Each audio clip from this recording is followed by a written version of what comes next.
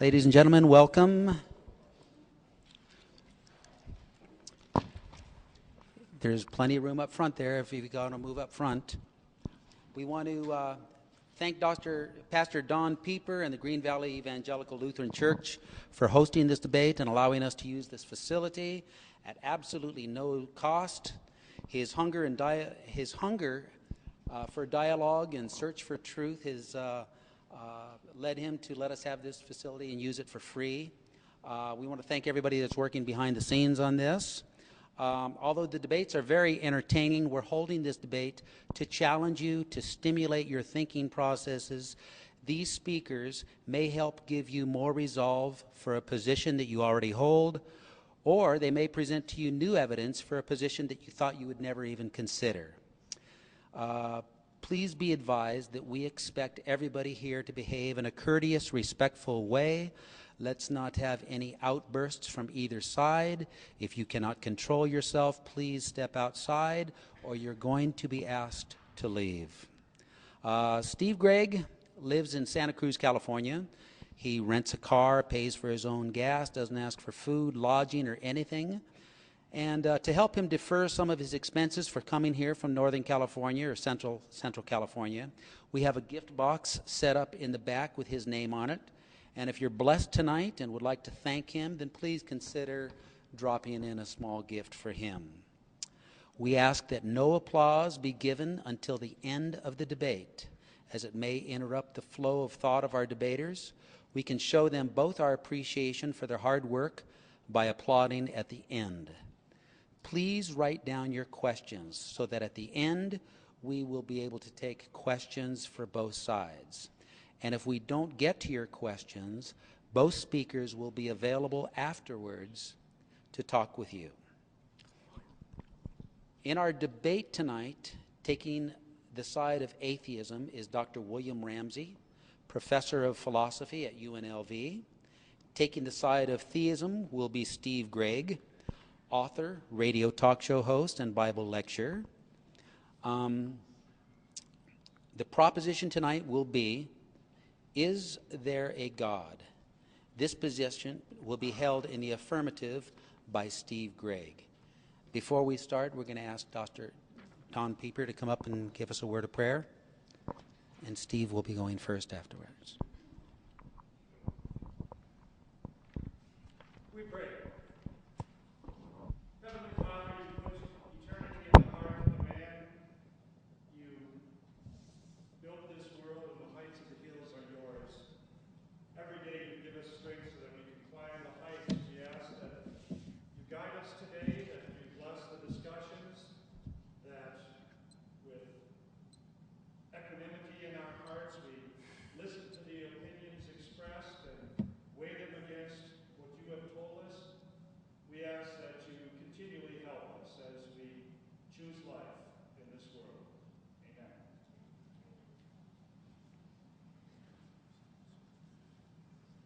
Is that on? Okay, that's on, thanks. 20 minutes? 22. 22. Okay, good. Well, thank you all for coming. I want to thank also my worthy opponent, Bill Ramsey, for coming. We had some conversation beforehand. He's very congenial. I expect this to be a very congenial exchange, even though we are on opposite sides of a proposition, the proposition being there is a God, and of course the atheist position is that there is no God. So I'm here to tell you that why I believe that believing in God is a reasonable position. And I want to be quite honest with you. Oh, I should be honest about one thing first, is I didn't rent a car this time. So my expenses were less. A friend of mine drove me down in his car. So don't want you to get the impression that I'm putting out money that I'm not putting out to come here. But sometimes I usually rent a car and come. That can be stricken from the record. Okay. I want to say at the very beginning that this presentation is going to be mostly about what I consider to be evidences for the existence of God, or reasons to believe in the existence of God. But I want to be very honest with you. One of the strongest reasons for my belief in God is that and I don't mean this to sound arrogant, but I know God. I've met him. He's been involved in my life for over 50 years. And in fact, he's been involved in my life more than, and in many ways, that he would not have been if I'd just gone a traditional religious route as I had grown up to. But I branched out into a more faith-ventured type of lifestyle that was inspired by a man in the 1900s or in the 1800s named George Mueller. And I've lived, I would say, by faith for 40 years. I've raised 5 children. I live a debt-free life. I've never let my finances be known to anyone, ever. My needs. I've never asked for money. I don't send out a newsletter. And for 40 years, month by month, not in any surplus, but not in any deficit, God has provided in answer to my prayers. Now, that's not going to convince somebody who's not a believer in God. But I just want to be honest with you. I believe I have rational reasons other than personal reasons for believing that God exists. But if somebody says, well, if it could be proven that God doesn't exist, would you then stop being a Christian? Would you stop believing in God? Well, I suppose I would have to, because I'm an intellectually honest person. If you could prove that God doesn't exist, I'd have to change my position. But you could as easily prove to me that my parents don't exist, because I've known God almost as long as I've known them. And he generally has been so active in my life that it'd be very hard for any amount of evidence for me to be interpreted against his existence, just like it'd be hard to presenting evidence that would convince me my parents didn't exist. But as far as, apart from my personal experience with God, and it would be unwise, I realize that when you speak of personal experience with God, you're dealing with really the best evidence that God exists, except that it's the most likely to be ridiculed. Because everyone can say, well, the Muslims have their experience with God, and the Sikhs have their experience with God, and the Buddhists have theirs, or the Buddhists don't believe in God, but Hindus have theirs with their gods, and Jehovah's Witnesses and Mormons have theirs, and all this is true. And it's not my desire here to debate whether the Mormon version or the Jehovah's Witness version or the Christian version, or for that matter, the Muslim version of God is the more correct view. I would like to debate that with those who hold those different positions, because I believe that can be established from evidence also. But my desire tonight is much less ambitious than to prove any particular religious notion of God, because we're not talking about whether Christianity is true, but whether theism is true.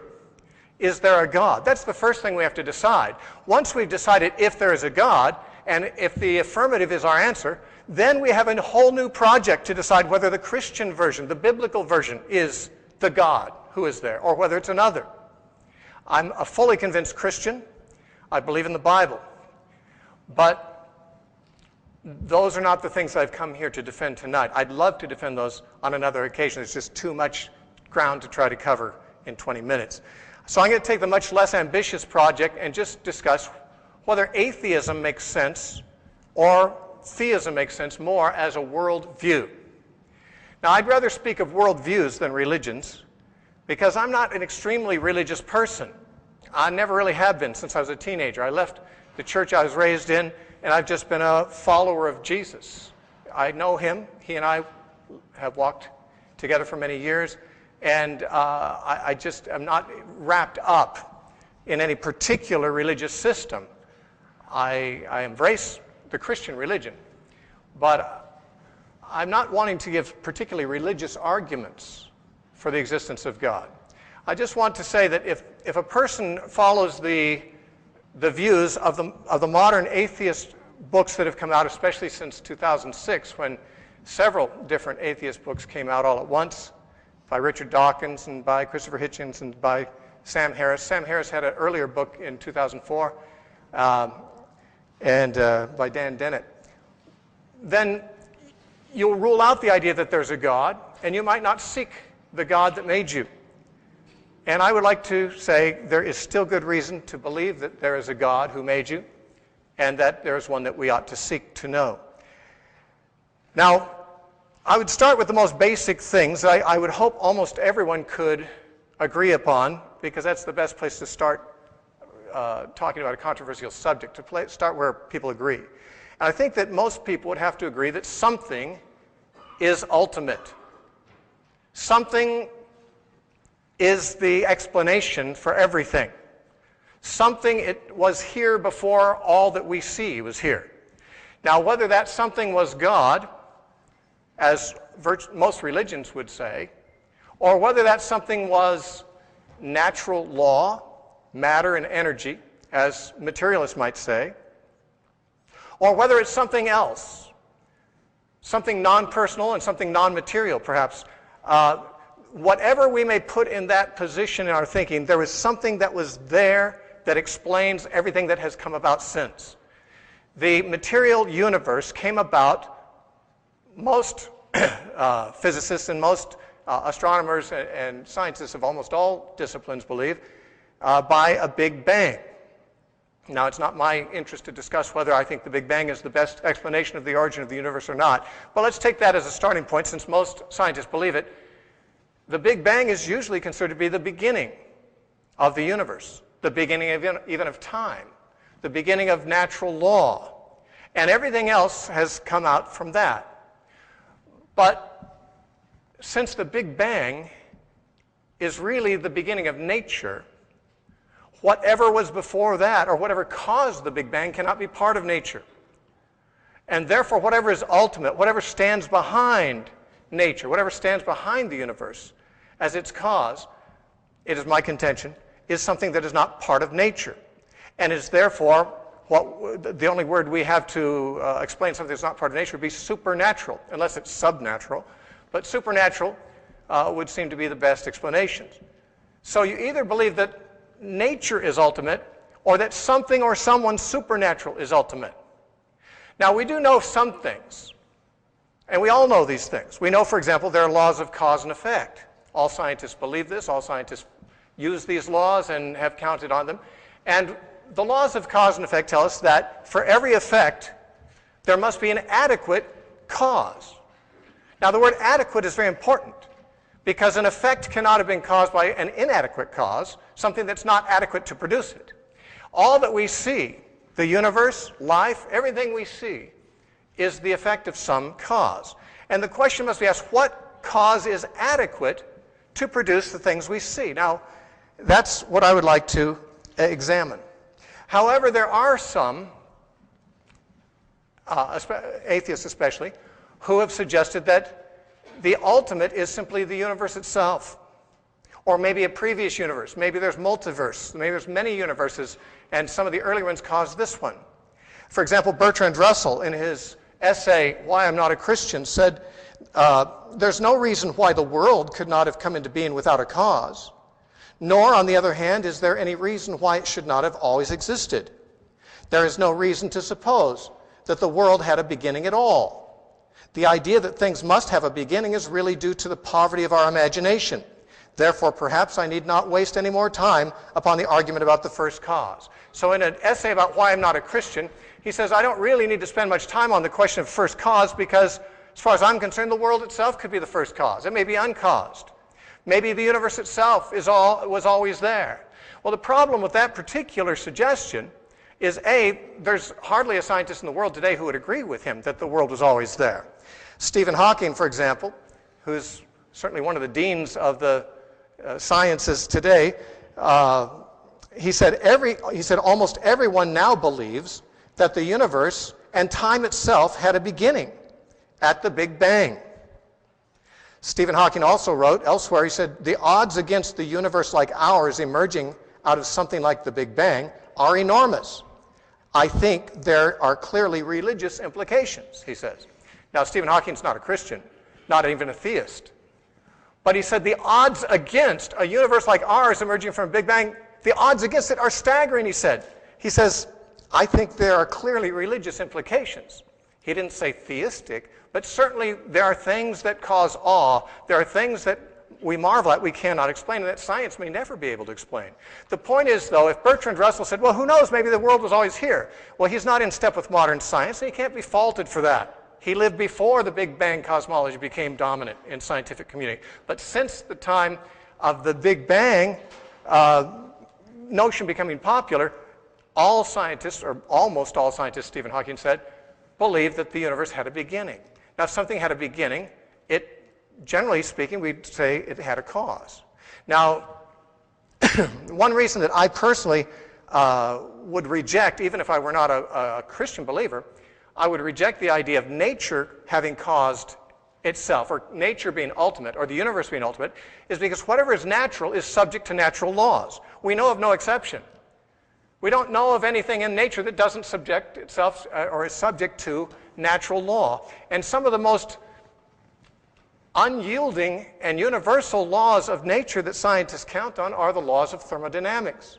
Now, sometimes atheists use the first law of thermodynamics to say that the universe didn't come into existence because the first law says that no matter or energy can be destroyed and none is ever created.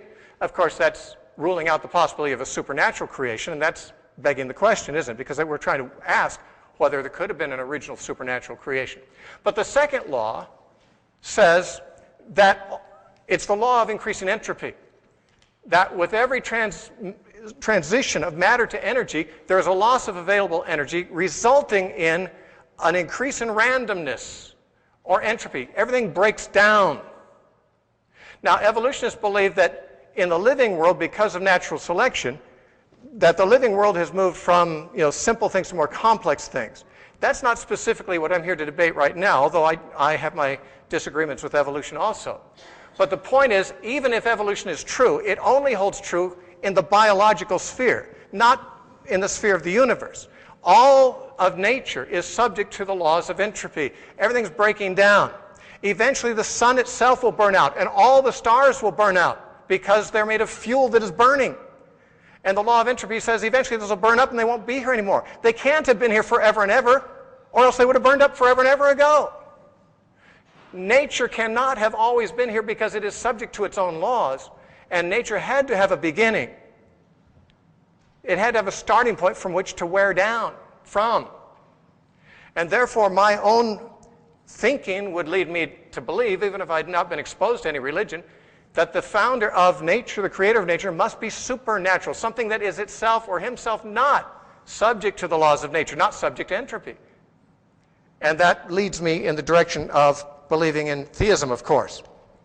Now, there are certain things that we know that I think lead to the conclusion that there is a God, and that we're not talking here about what they call a God of the gaps. Critics of theism sometimes say, well, you just believe in a God of the gaps. And what that means is there are gaps in our scientific knowledge. There are things we don't know yet. Science hasn't figured out yet. And in order to explain them, theists just stick in God there. The ancient people didn't know why a volcano goes up, so they said the volcano god makes it happen. Now seismologists and geologists can tell us why volcanoes blow up. We don't need a god there to make the volcano blow up. And so they say everything that was once attributed to the domain of God will someday be explained by scientists, and then the gaps in our knowledge will close up and squeeze God right out. There won't be any room for God anymore. And that you Christians who believe there's a God to create DNA or to create the universe, you're just postulating a God of the gaps. You're just putting God into a position because we don't know everything yet. No, the reason I believe in God is because of the things we do know. There's lots of things we don't know, I'll admit it, and many of them may be discovered in the future. I'm not worried about right now the things we don't know. I would argue from the things we do know. This is not arguing from ignorance. This is arguing from what is known, what everyone in this room knows. For example, we all know that life has never been known to arise without a living predecessor. It's never been seen to happen. It has not been made to happen in a laboratory. And yet, in order to believe that there is an unliving source, an unliving cause for the effect that we see of life, requires that there must have been a time when a non-living set of chemicals in some way became a living set of chemicals. Now, it's a nice thing to suggest. It's the only thing you can suggest if there's no God. But we don't know that there's no God. What we do know is no one has ever seen non-life in any way through any process become living. And therefore, we can say, one thing we do know is until scientists find out something otherwise, all experiments, all observations tell us that life does not arise from anything except previously existing life. Therefore, the effect of life must have a cause adequate to produce it, and non-living cause would not be adequate. Distinguished Professor John Haldane said, "Origin of life theories do not provide a sufficient explanation. since they presume the existence of at an early stage of self-replication, and it has not been shown that this can arise by natural means from a material base. You need self-replication. Professor Haldane says it has not ever been shown that this can happen from a material base. Now, maybe it can, but no one has shown that it can. We do see life come about all the time, but we always see it come from other life. Therefore, if we were to go by observational knowledge, which is pretty general, I mean, we've seen a lot of life, then we would have to say, well, life, apparently, it has not been shown that life can arise from anything that's not alive. Anthony Flew, who used to be one of the leading atheists in this country, recently became a deist. He believes there's a God, but he's not a Christian. And he said the philosophical question that has not been answered in origin of life studies is this: how can a universe of mindless matter produce beings with intrinsic ends, self-replication capabilities, and coded chemistry? Here we are not dealing with biology, but an entirely different category of problem. Former atheist, Anthony Flew. Andy Knoll, who's a professor of biology at Harvard, said, I think we have to admit that we're looking through a glass darkly here. We don't know how life started on this planet. In an interview with Ben Stein, in a movie some of you probably saw called Expelled, No Intelligence Allowed, Richard Dawkins was asked where life began. And he said, we don't know. And Stein said, so you have no idea how it started? Dawkins said, no, nor has anybody. Stein said, what do you think of the possibility that intelligent design might turn out to be an answer to some of the issues in genetics and evolution? And Richard Dawkins, who's a very strong and dogmatic atheist, said this, quote, it could come about in the following way. It could be that at some earlier time, somewhere in the universe, a civilization evolved by probably some kind of Darwinian means to a very, very high level of technology and designed a form of life that they seeded onto this planet. Now that is a possibility, he says, and an intriguing possibility. And I suppose it's possible that you might find evidence that if you look at the details of biochemistry, molecular biology, you might find a signature of some sort of a designer, unquote. Now, Dawkins is absolutely intolerant of scientists who call themselves believers in intelligent design, but he said, well, you know, you might, if you look carefully at molecular biology, you might see a signature of a designer there. But then he hastens to say, oh, but the designer couldn't be God. It had to be creatures like ourselves or better, more, fully evolved than ourselves. But they have to be part of nature too. Why? Because he says so? Why should we believe that? If Dawkins himself has to resort to the suggestion that, maybe intelligent design is the only explanation, he has to go and say, but it can't be God.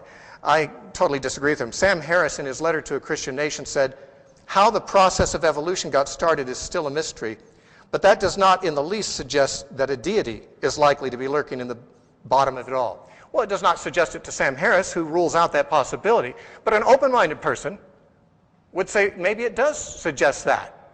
If intelligence is needed and life is needed to be a cause of life, maybe it does suggest a creator. Maybe there's other possibilities, and maybe it doesn't necessarily boil down obviously to the God of the Bible. That would have to be investigated separately. But why should we say we don't need a creator in this picture? Well, no one has shown yet that anything other than a creator can produce life. And also the information is in the cell. I'm afraid I'm running low on time. How much time do I have? Minute and a half. Minute and a half, okay. I wanted to give many more points, but I'm a little too long-winded, as you probably have already noticed. One thing also we know, besides that life doesn't come from non-life, is that information always proceeds from intelligent minds seeking to communicate. A gene is a collection of information, genetic information, that has to be transmitted and read and understood by parts of the cell to make protein molecules. And this information is like, it's like linguistic information. And it is read like writing on a page is read by intelligent minds. It is written. And the RNA and the DNA have to be able to read this information in order to build protein molecules. Now, scientists more and more, including many who are not at all Christians, are saying, what is the origin of information?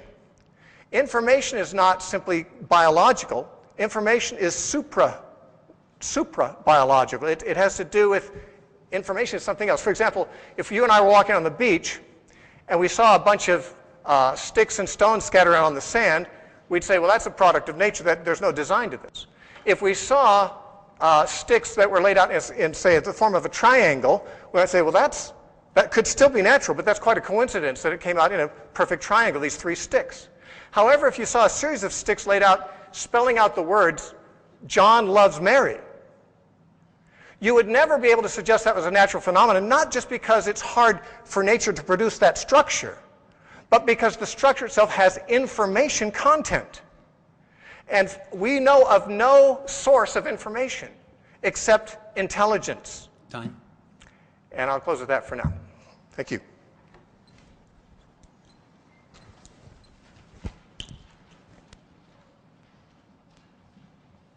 On? Can you hear me? Okay, I'm not going to respond to Steve's initial statements now. I'll do that later. So let me begin by first off just saying thanks to Joe and to Steve and to all of you for inviting me here this evening. I taught at Notre Dame for a number of years, about 18 years.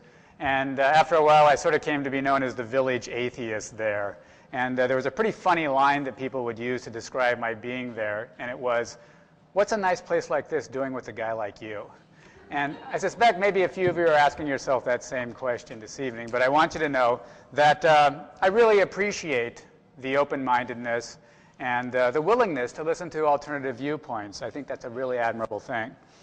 Secondly, let me just say a little bit about my objectives this evening.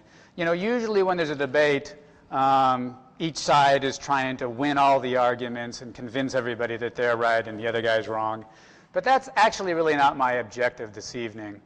First off, as a philosopher, I'm really not that interested in just simply winning the arguments. I'm really more interested in trying to figure out what's right, and I'm sure Steve feels exactly the same way. And secondly, in terms of convincing you, I realize that for most of you, your religious views are very important to you. They mean a great deal to you, and you've given a tremendous amount of thought to them, and nothing I'm going to say this evening is probably going to convince you that I'm right and that you're wrong. And moreover, I'm not even sure I would like to do that. I mean, I realize that for many of you, your religious beliefs are extremely important. They give you a great sense of fulfillment and happiness. And if you were to abandon those views, you would find that to be fairly distressing and depressing, and I really don't want to do that to anybody.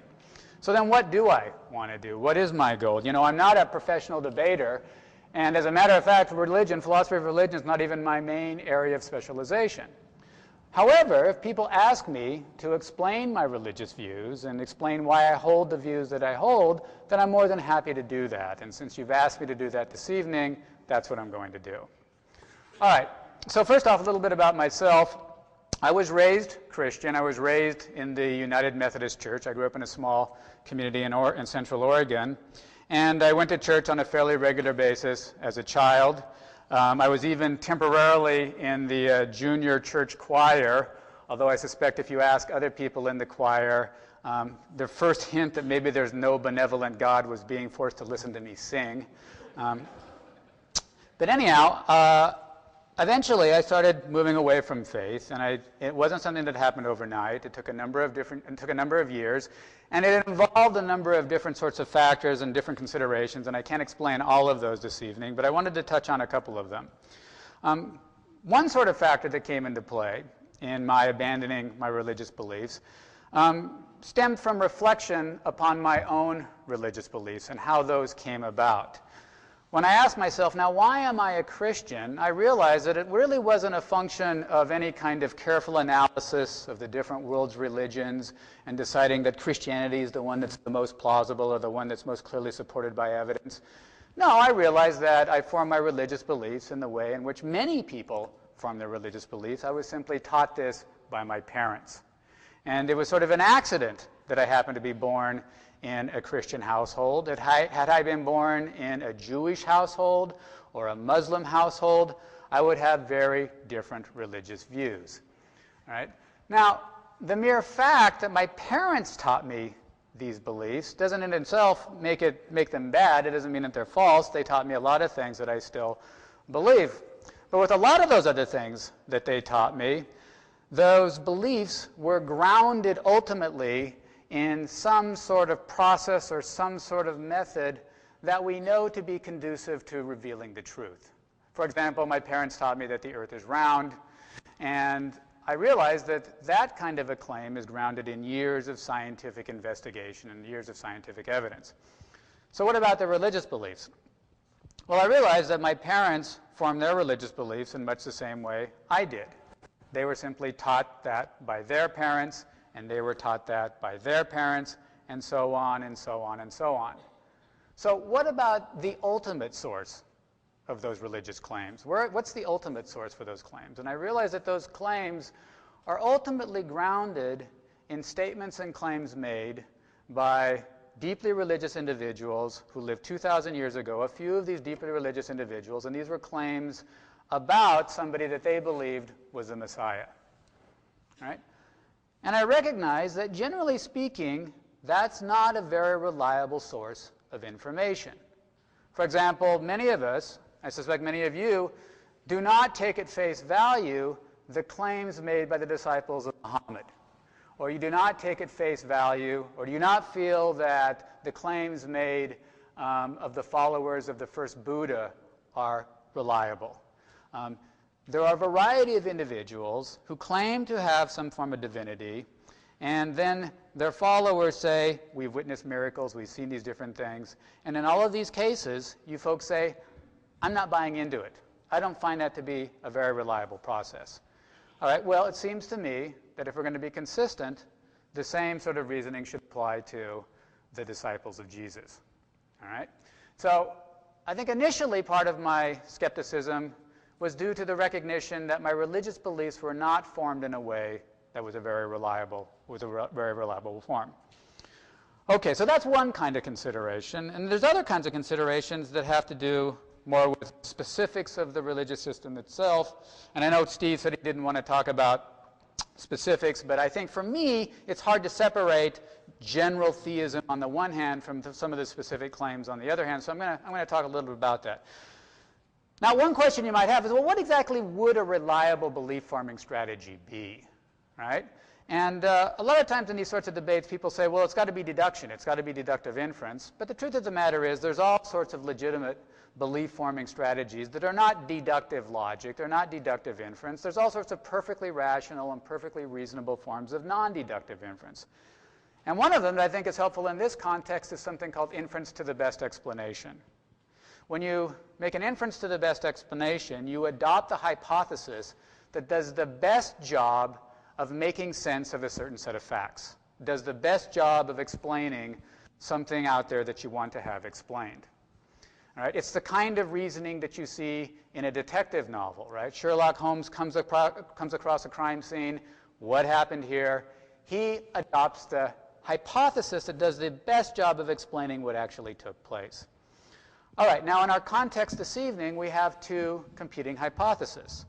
On the one hand, you have the theistic hypothesis, which is a claim that an all-powerful, all-knowing, all-loving, morally perfect being exists and cares about us and created the universe. And on the other hand, you have an atheistic hypothesis that simply says such a being does not exist. All right, well, from my perspective, with regard to a variety of different facts about both Scripture on the one hand and about the way the world is, the atheistic hypothesis does a better job of explaining those facts. Okay, so let me give you an example of what I'm talking about. I'm one of these people, when you go and see a movie, and if the movie doesn't really hang together, it really bothers me. Right? If there's gaps in the plot, or if one of the main characters does something that just doesn't make sense given other things that happen in the movie, that really bothers me. And moreover, notice that that sort of thing is exactly what we often use as an indicator that a particular story is false.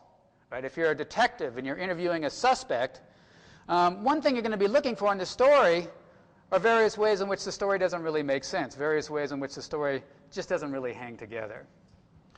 Well, I often feel that way about certain aspects of the Christian story. Not simply with regard to perhaps inconsistencies that appear in the Bible or certain errors that appear in the Bible. I'm talking about the core Christian claim. There are various ways in which, for me, it simply doesn't make sense.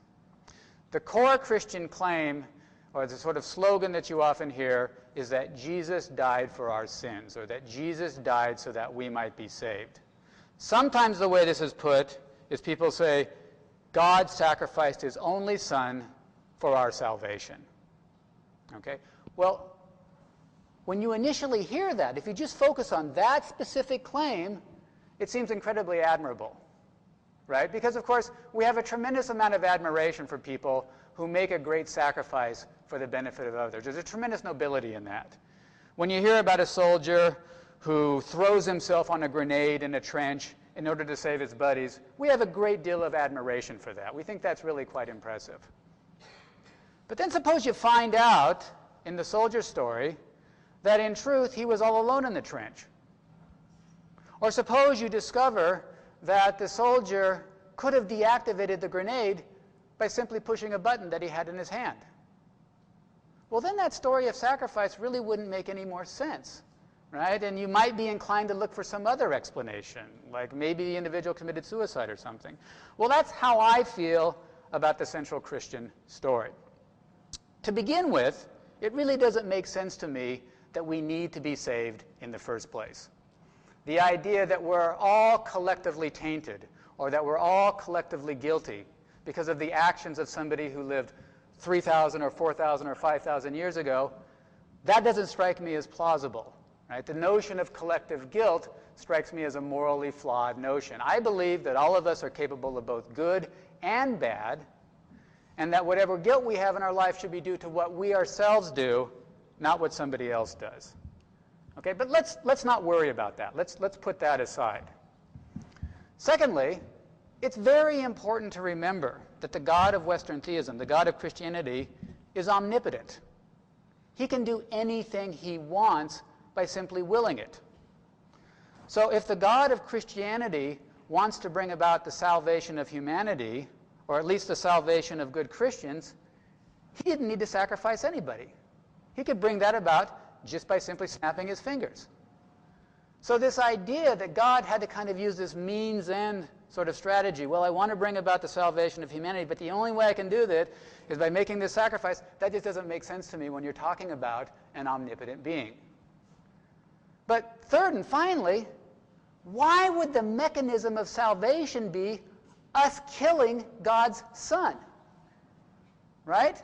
I mean, a lot of people like to think of Jesus as a kind of emissary of God, where he was sent here to pass along a message. Well, normally, when people send a messenger, they don't like it when the people who are supposed to receive the message kill the messenger. And in this particular case, kill him in a uniquely horrible way. So I just don't understand why the mechanism or the device of salvation would be us, in effect, torturing Jesus to death. That just doesn't make sense to me.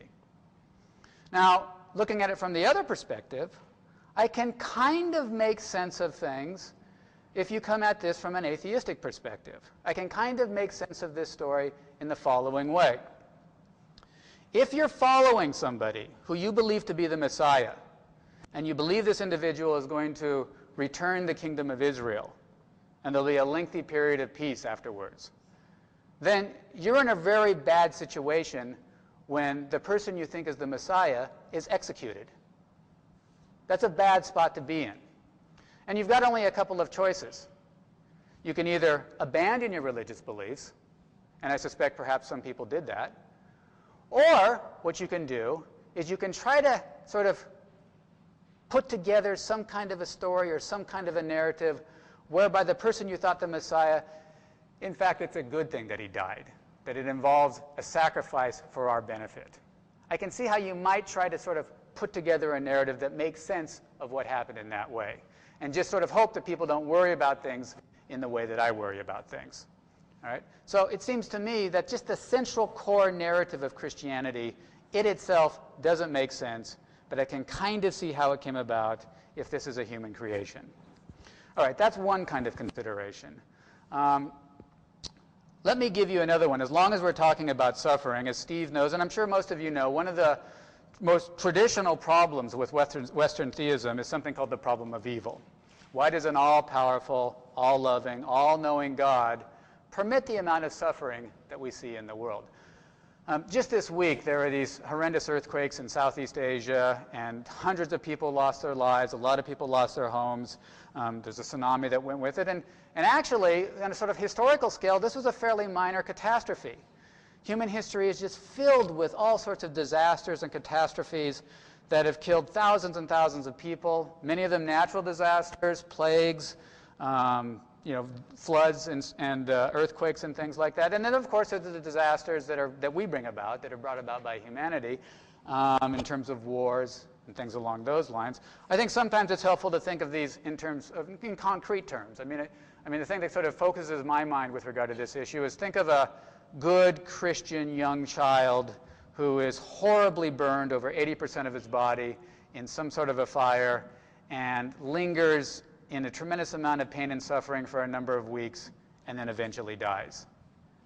It just doesn't seem like a benevolent, loving, caring God who has the capacity to prevent that from happening would choose not to do so. Okay? Now, as Steve and all of you know, there's a sort of minor industry in the philosophy of religion that tries to deal with this issue. It's called constructing a theodicy. And theodicies try to make sense of this kind of suffering from a Christian perspective or from a theistic perspective. And we can talk about some of those later if you'd like. Suffice to say that for me, I don't tend to find these theodicies completely convincing. But let's put aside earthly suffering, and let's talk about a different kind of suffering. Suffering that the question is not so much why does God allow it, but why does God actually seem to be directly causing it?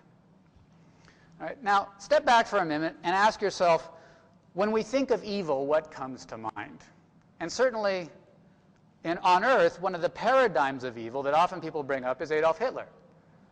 Right? And you ask yourself, well, what was it about Hitler that made him so evil? What was so monstrous about Hitler? And surely, one of the things that made Hitler so evil was his treatment of the Jews. Right? That he initiated the Holocaust, and that he tormented and murdered millions of Jews. Okay? And even if you happen to think, if you're a Christian who happens to think that in some sense Judaism is wrong, or in some sense Judaism is immoral, you have to admit that what Hitler did to the Jews was a horrendous injustice. But now stop and think about it. What Hitler did to those Jews is nothing compared to what a Christian God is doing to those very same Jews right now. At least on the Orthodox view of Christianity, all non-believers await eternal damnation, a level of suffering and torment that we simply cannot imagine. And that's for an eternity. I suspect if we were to go to hell and we were to interview those Jews and we were to ask them, who do you think committed against you a greater injustice? Hitler or the Christian God? My hunch would be many of them would say the Christian God. This idea that an appropriate sort of punishment, even if you think, as I say, if you think in some sense that Judaism is itself in some sense a crime, you have to admit that that punishment does not fit that crime. It's not just. Okay? Now, what am I really saying here? Am I saying that a Christian God really does exist and he's an evil, evil being?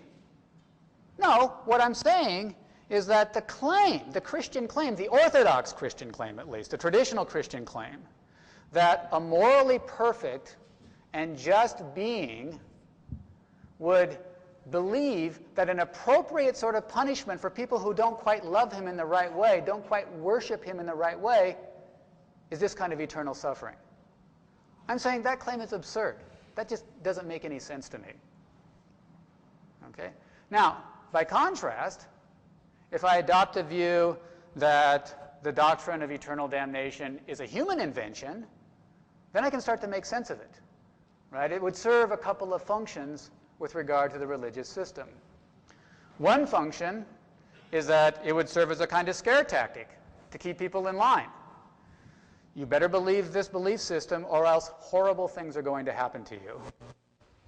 And that's actually a very common tenet of a lot of different religious systems. They have that in there for that reason. But another function is to give you a kind of virtual retribution, right? If you're being mocked and persecuted because of your religious beliefs, and there's absolutely nothing you can do about that, at least nothing you can do about that in this life, I suppose for some people it's in some way reassuring to hear that those people that are tormenting you because of your religious beliefs are really going to get theirs later on. They're really going to get punished later on. So I can sort of see how people might incorporate that into their belief system because it helps play those different functional roles. But that's not in keeping with a theistic perspective, that's in keeping with an atheistic perspective. So what I'm trying to suggest here is that, as I said earlier, and I think Steve probably agrees with this way of looking at things, two different worldviews. The worldview that strikes me as being the most plausible in terms of explaining these and a variety of other considerations is the atheistic worldview. All right, I'll just stop there.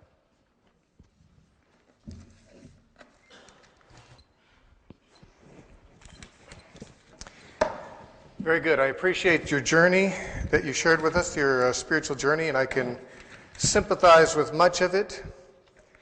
I have considered all those things too. I also was raised in a religious home, and I had to wrestle with all those things. I was more successful in thinking of reasonable answers to those questions, but I don't deny that they're difficult questions.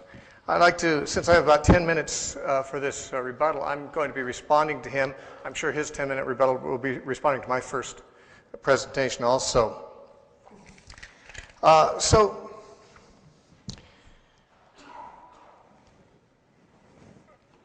First of all, Bill said that when we are looking for a strategy of belief formation, that believing the testimonies of the biblical writers is not a very wise thing to do, and that it's altogether like believing the claims of the followers of the Buddha or of Islam. Well, to a person who doesn't examine the relative credibility of these sources, that would probably be true, I think. Except when you examine the differences in the claims, you find that it's not equal at all. The Christian scriptures are not comparable at all to the writings of any other major religion in terms of their truth claims. You see, the disciples of Jesus claimed that they spent time with him, that they saw him do these miracles, that they even lost hope after he died. Bill said, you know, when the one you think is the Messiah dies, you can either abandon your faith or you can make up a story that's more encouraging. Well, the disciples of Jesus kind of did abandon their faith. But then they recovered it, not because they made up a story to recover it, because they weren't looking to start a religion. They were fishermen and taxpayers. They weren't religious type people. They weren't starting a world religion. That wasn't their interest. They were following a man who they thought was going to set them free from their oppressors. If he died and never came back, they would have written him off like they had so many other messiahs that had as many followers as Jesus had, who died and were abandoned by their followers. What's different in this case? What's different in this case is that the disciples of Jesus actually ran into him again after he died. They saw the holes in his hands and feet. They touched him. They had seen him dead. And they saw him alive again. And therefore, what we have in the Gospels is at least alleged eyewitness testimony. Now, if a Muslim says, I believe the angel Gabriel appeared to Muhammad and gave him the Quran, well, that's a belief, but no one can claim to testify. No one was there. No one claims to have been there. If this happened, it was a private meeting with Muhammad and the angel. Only Muhammad testifies to it, and Joseph Smith testified similar things about the Book of Mormon. There's no external testimony available. There's only religious claims. Likewise, the Buddha sits under a tree and it's revealed to him the Eightfold Path. If you like his ideas, be a Buddhist. But you can't testify that they're true because they're not based on objective, historical, observable things. The reason that I believe the testimony of the Gospels is a different kind of evidence than that of any other religious writings is the testimony of the Gospels are, at least allegedly, historical records by eyewitnesses who were there and who were at least willing to die for saying it was true. And there are many Muslims who will die for their faith. This is often pointed out by atheists I've talked to. Well, so what that the disciples died for their beliefs? Many Muslims died for their beliefs. Yes, exactly. Muslims will die for their beliefs. These people died for their testimony. Some people believe things so strongly they'll die for it.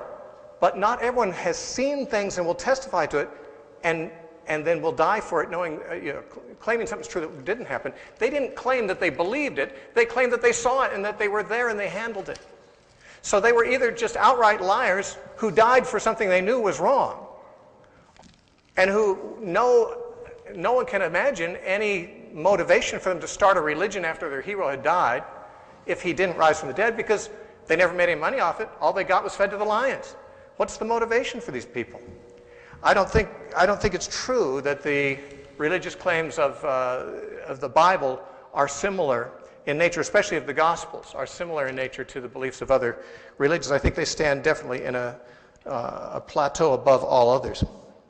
Now, I like the idea of inference to the best explanation, and the question is atheism the best explanation, even of the things that were talked about? Now, I hadn't brought up the specifics of the Christian faith, but I don't mind them being brought up because I'm very comfortable with them and fairly familiar with them.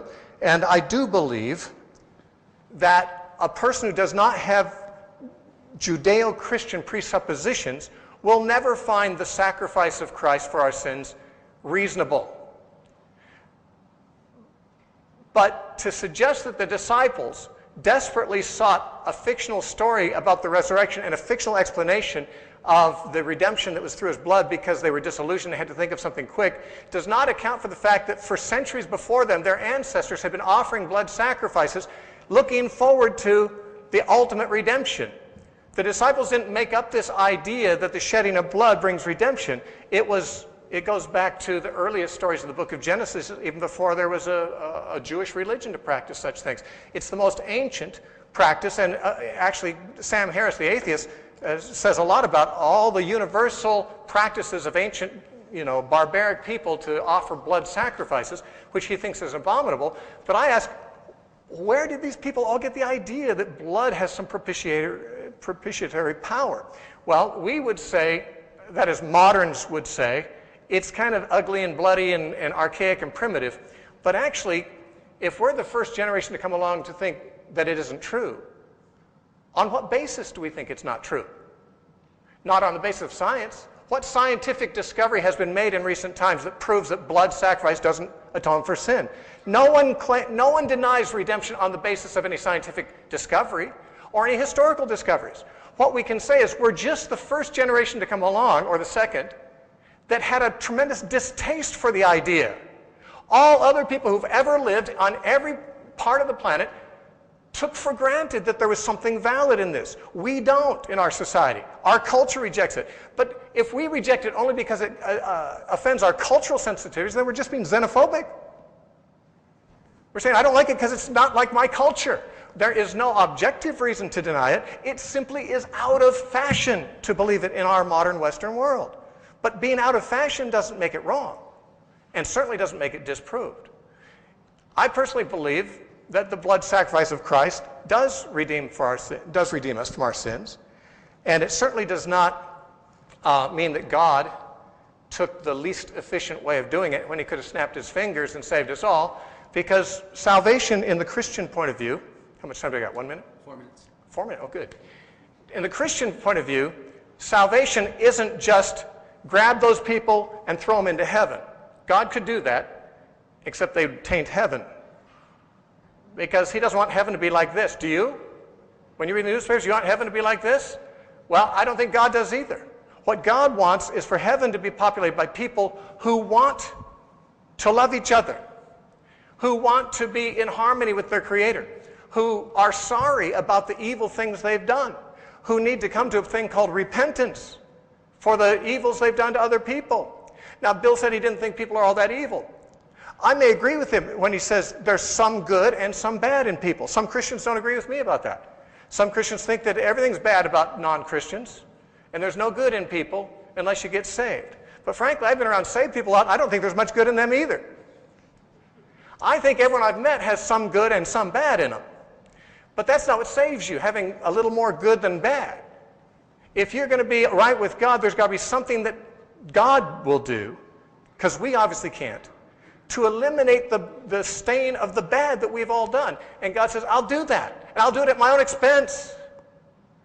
because you don't have what it takes to pay that price. And that is what Christianity believes. It may not make sense to an atheist who doesn't believe there's a God, doesn't believe that blood atonement makes any sense, but those are more beliefs of a prejudice. And I don't deny I have a prejudice. I do now. But when I was searching for truth, I was raised a Christian. I was raised in a church like he was, but I went through a rebellious stage like most teenagers do. I rethought everything. I threw out lots of things my parents taught me. But when I looked into the claims of Christ, I looked at them objectively and compared them with the claims of other belief systems. I couldn't help but say, I'd be a fool to say this isn't true and to say something else is, because the inference to the best explanation seems to be that the gospel writers were telling the truth. What else could have motivated them to do what they did? There's more I want to say, and perhaps I'll be able to say it later, but on the problem of suffering, of course that's a very nuanced subject. Perhaps I'll have a 5-minute occasion later. Maybe I can go into that if nothing draws me somewhere else in his next presentation. But I would like to talk about this question of suffering. Does it agree with the biblical concept of God, or does it agree more with atheistic worldview? I'll talk more about that later, but I think I've just run out of time. So thank you. Okay, then I want to just say a couple of things about what Steve just said, and then I want to get back to some of his earlier comments. I think Steve and people like Steve sometimes suggest that an atheist like myself, that we're prejudicial against the supernatural. And as a matter of fact, I think that's probably right. I think that, at least on one understanding of what prejudice means, if you're suggesting that I'm predisposed to be highly skeptical of claims of events that violate the laws of physics, or people witnessing things that violate the laws of physics, then yes, I'm skeptical of that. And you know what? So are all of you. Right? If somebody comes to you and says, hey, I spent the afternoon levitating over the Luxor, you would be far more skeptical about that than if the person said, oh, well, I spent the afternoon working on my carburetor. Okay? Now, so he's right that there's a sense in which I believe that claims about supernatural events, I'm very, very, very skeptical about those sorts of claims. And when I was referring to some of the other religious leaders, I wasn't simply talking about claims of particular revelations that they had where nobody else was around. I'm talking about, for example, the Buddha, who tons of witnesses supposedly saw him walk on water. I'm talking about Muhammad, who supposedly witnesses saw him split the moon in half. It's not difficult to go through the historical record and find lots and lots of individuals claiming to be able to have supernatural powers or to do supernatural things, and their followers endorse that. They say, yes, we witnessed that in fact happening. But what's interesting is that most Christians reject all of those claims. They say that doesn't hold up to scrutiny.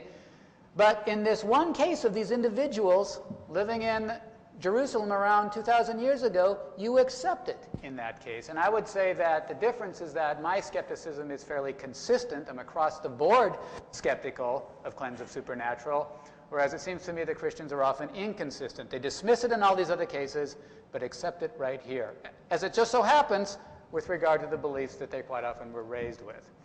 Now, I didn't quite understand Steve's point about blood sacrifice.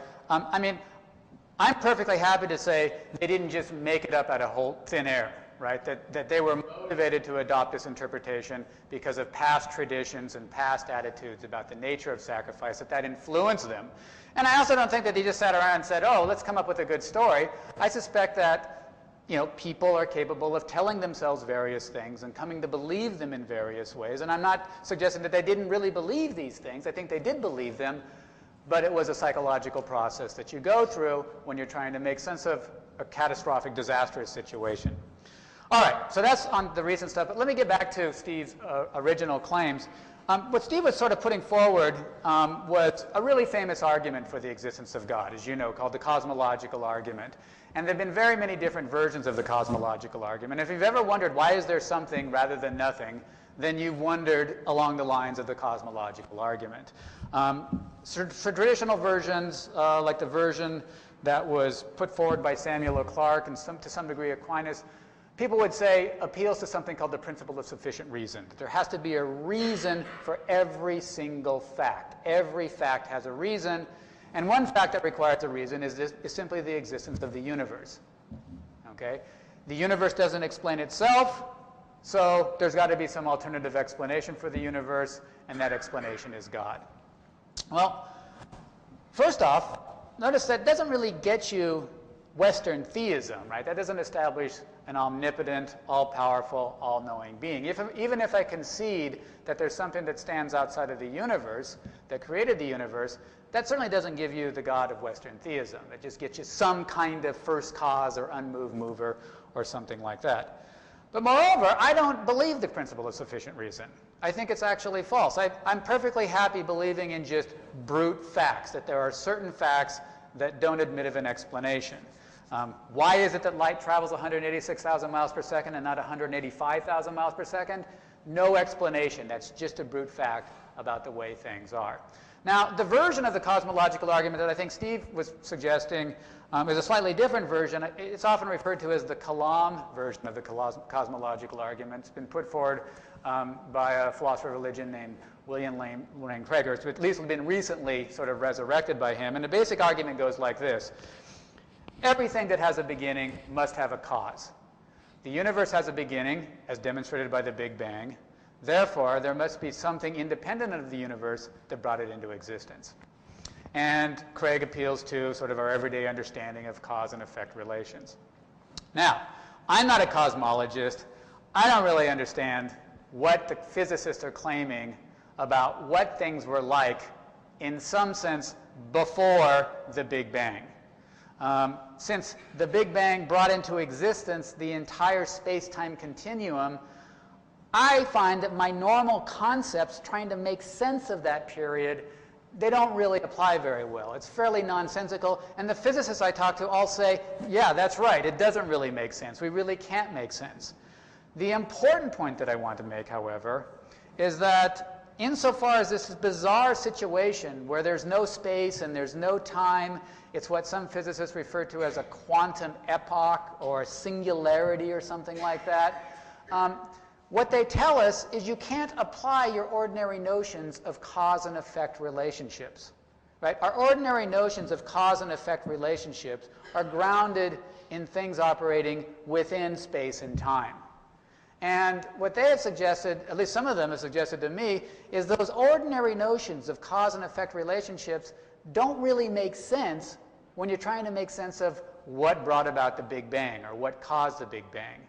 And in fact, some of them have gone so far as to suggest that as far as we know, the notion of something being self-causing or self-initiating is perhaps the right way to understand what happened with regard to the Big Bang.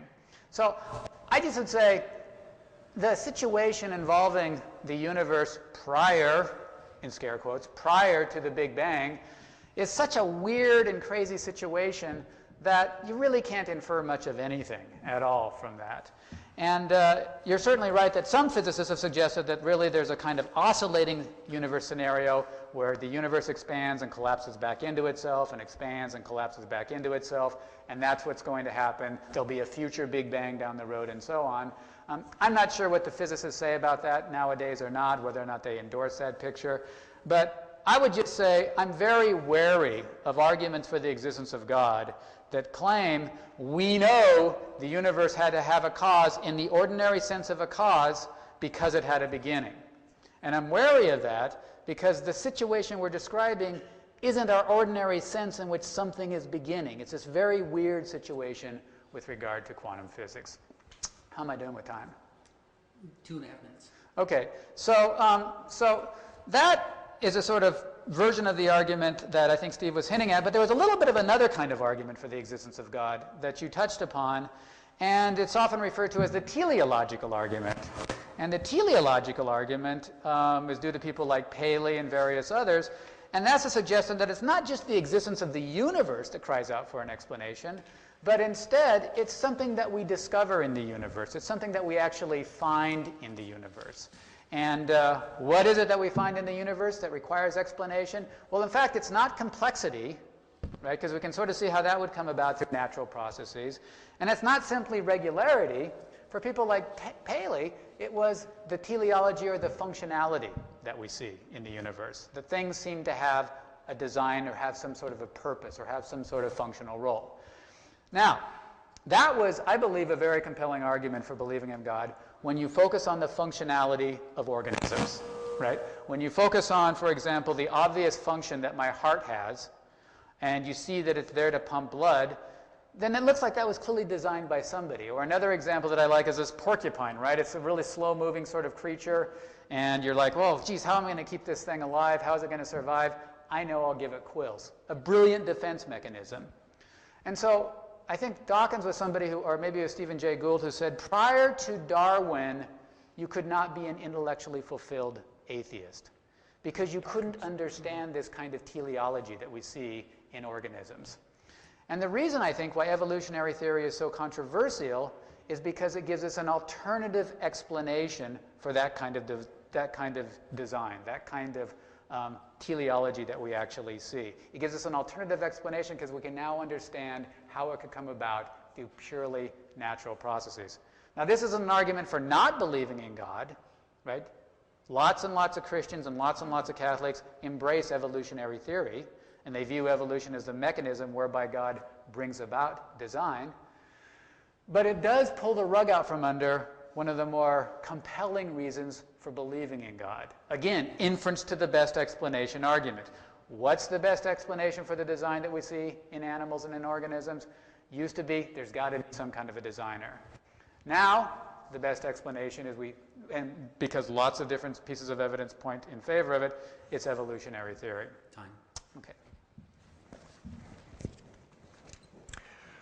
Well, while it's still in my mind, I need to answer just a couple of things that Bill just said, and then try to get back to, if I can, the subject of suffering. What, 4 minutes we have? Oh, but I'm not going to get very far.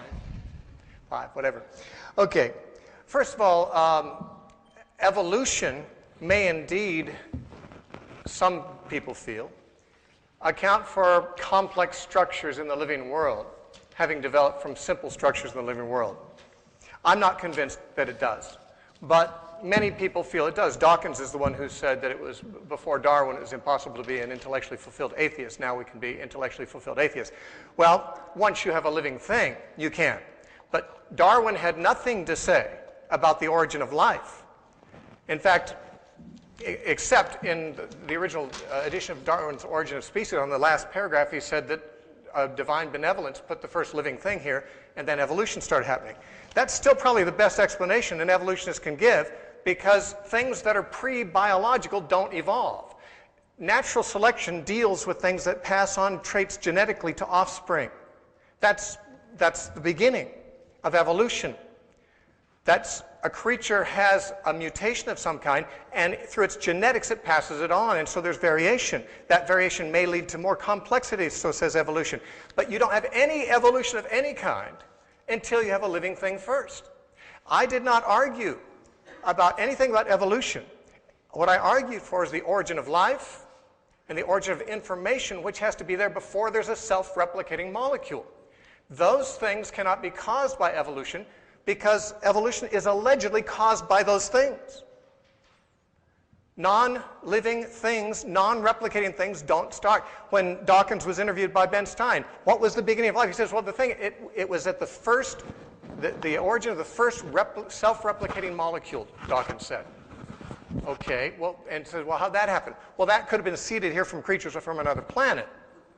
Well, that transports the problem to another planet. It doesn't solve the problem. Where did the first self-replicating thing in nature begin? It had to be there before evolution could begin. So I didn't make arguments that evolution can answer. I could. I mean, if I'd gone further, I might have given some arguments that an evolutionist might have his response to, but I didn't get that far. I talked about the origin of life and the origin of information. And both of those things have to be there before there can be any evolution. Bill said he's a equal opportunity skeptic about the supernatural, and so he's equally skeptical about the resurrection of Jesus as he is about Buddha walking on water and about Muhammad splitting the moon.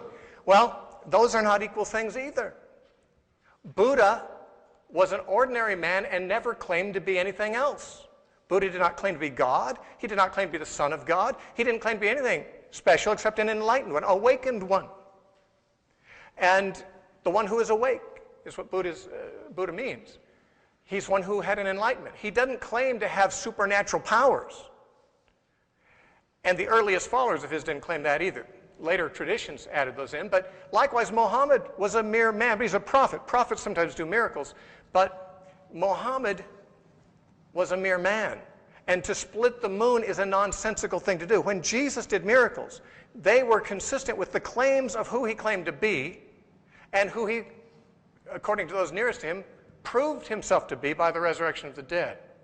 And therefore, again, the claims that Jesus did miraculous things, they may be doubted by a skeptic, but they are not on the same plane with the claims that an ordinary man who never claimed to be anybody special did similar things. It's true in the legends of the followers of these guys, anything can be claimed, but do the claims of specific actions fit the whole identity and the whole worldview that surrounds the man and his general claims? I don't think so in those guys. 1 minute. On the matter of suffering, I can't in 1 minute tell you what I elsewhere have said in 6 hours, only briefly. And I have tapes, I have lectures on making sense out of suffering from a Christian point of view. I can't in 60 seconds do any justice to it. Perhaps in my 3-minute summation I may get to something on that. I doubt it, but maybe in the questions and answers, if I have a moment or two, I can say something more about that. I'm not even going to try to do it justice when I have to cut off in 40 seconds or less. So I'll go ahead and yield the rest of my time to Bill.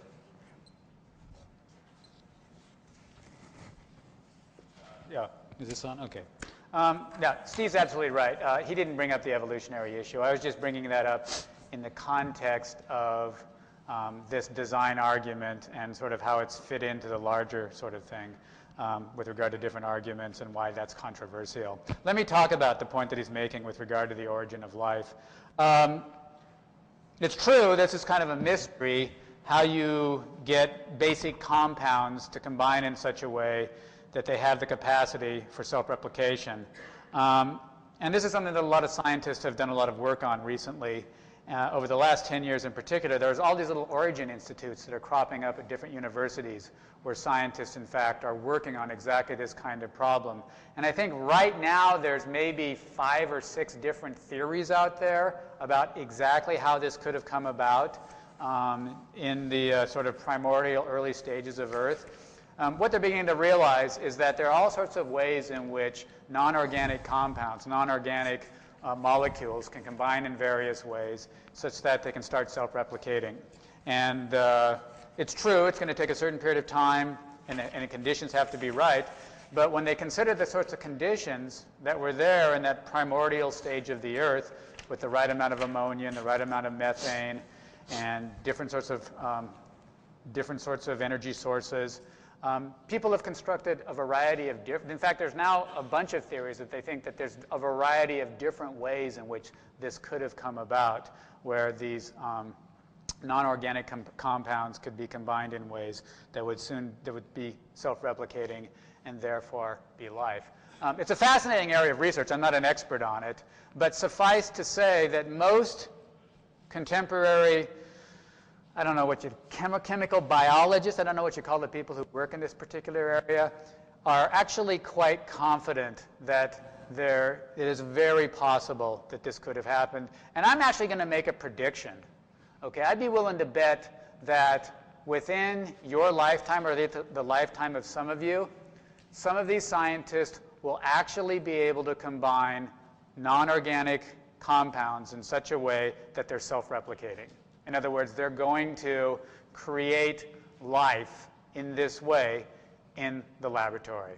Okay, so I actually think they're going to figure that out.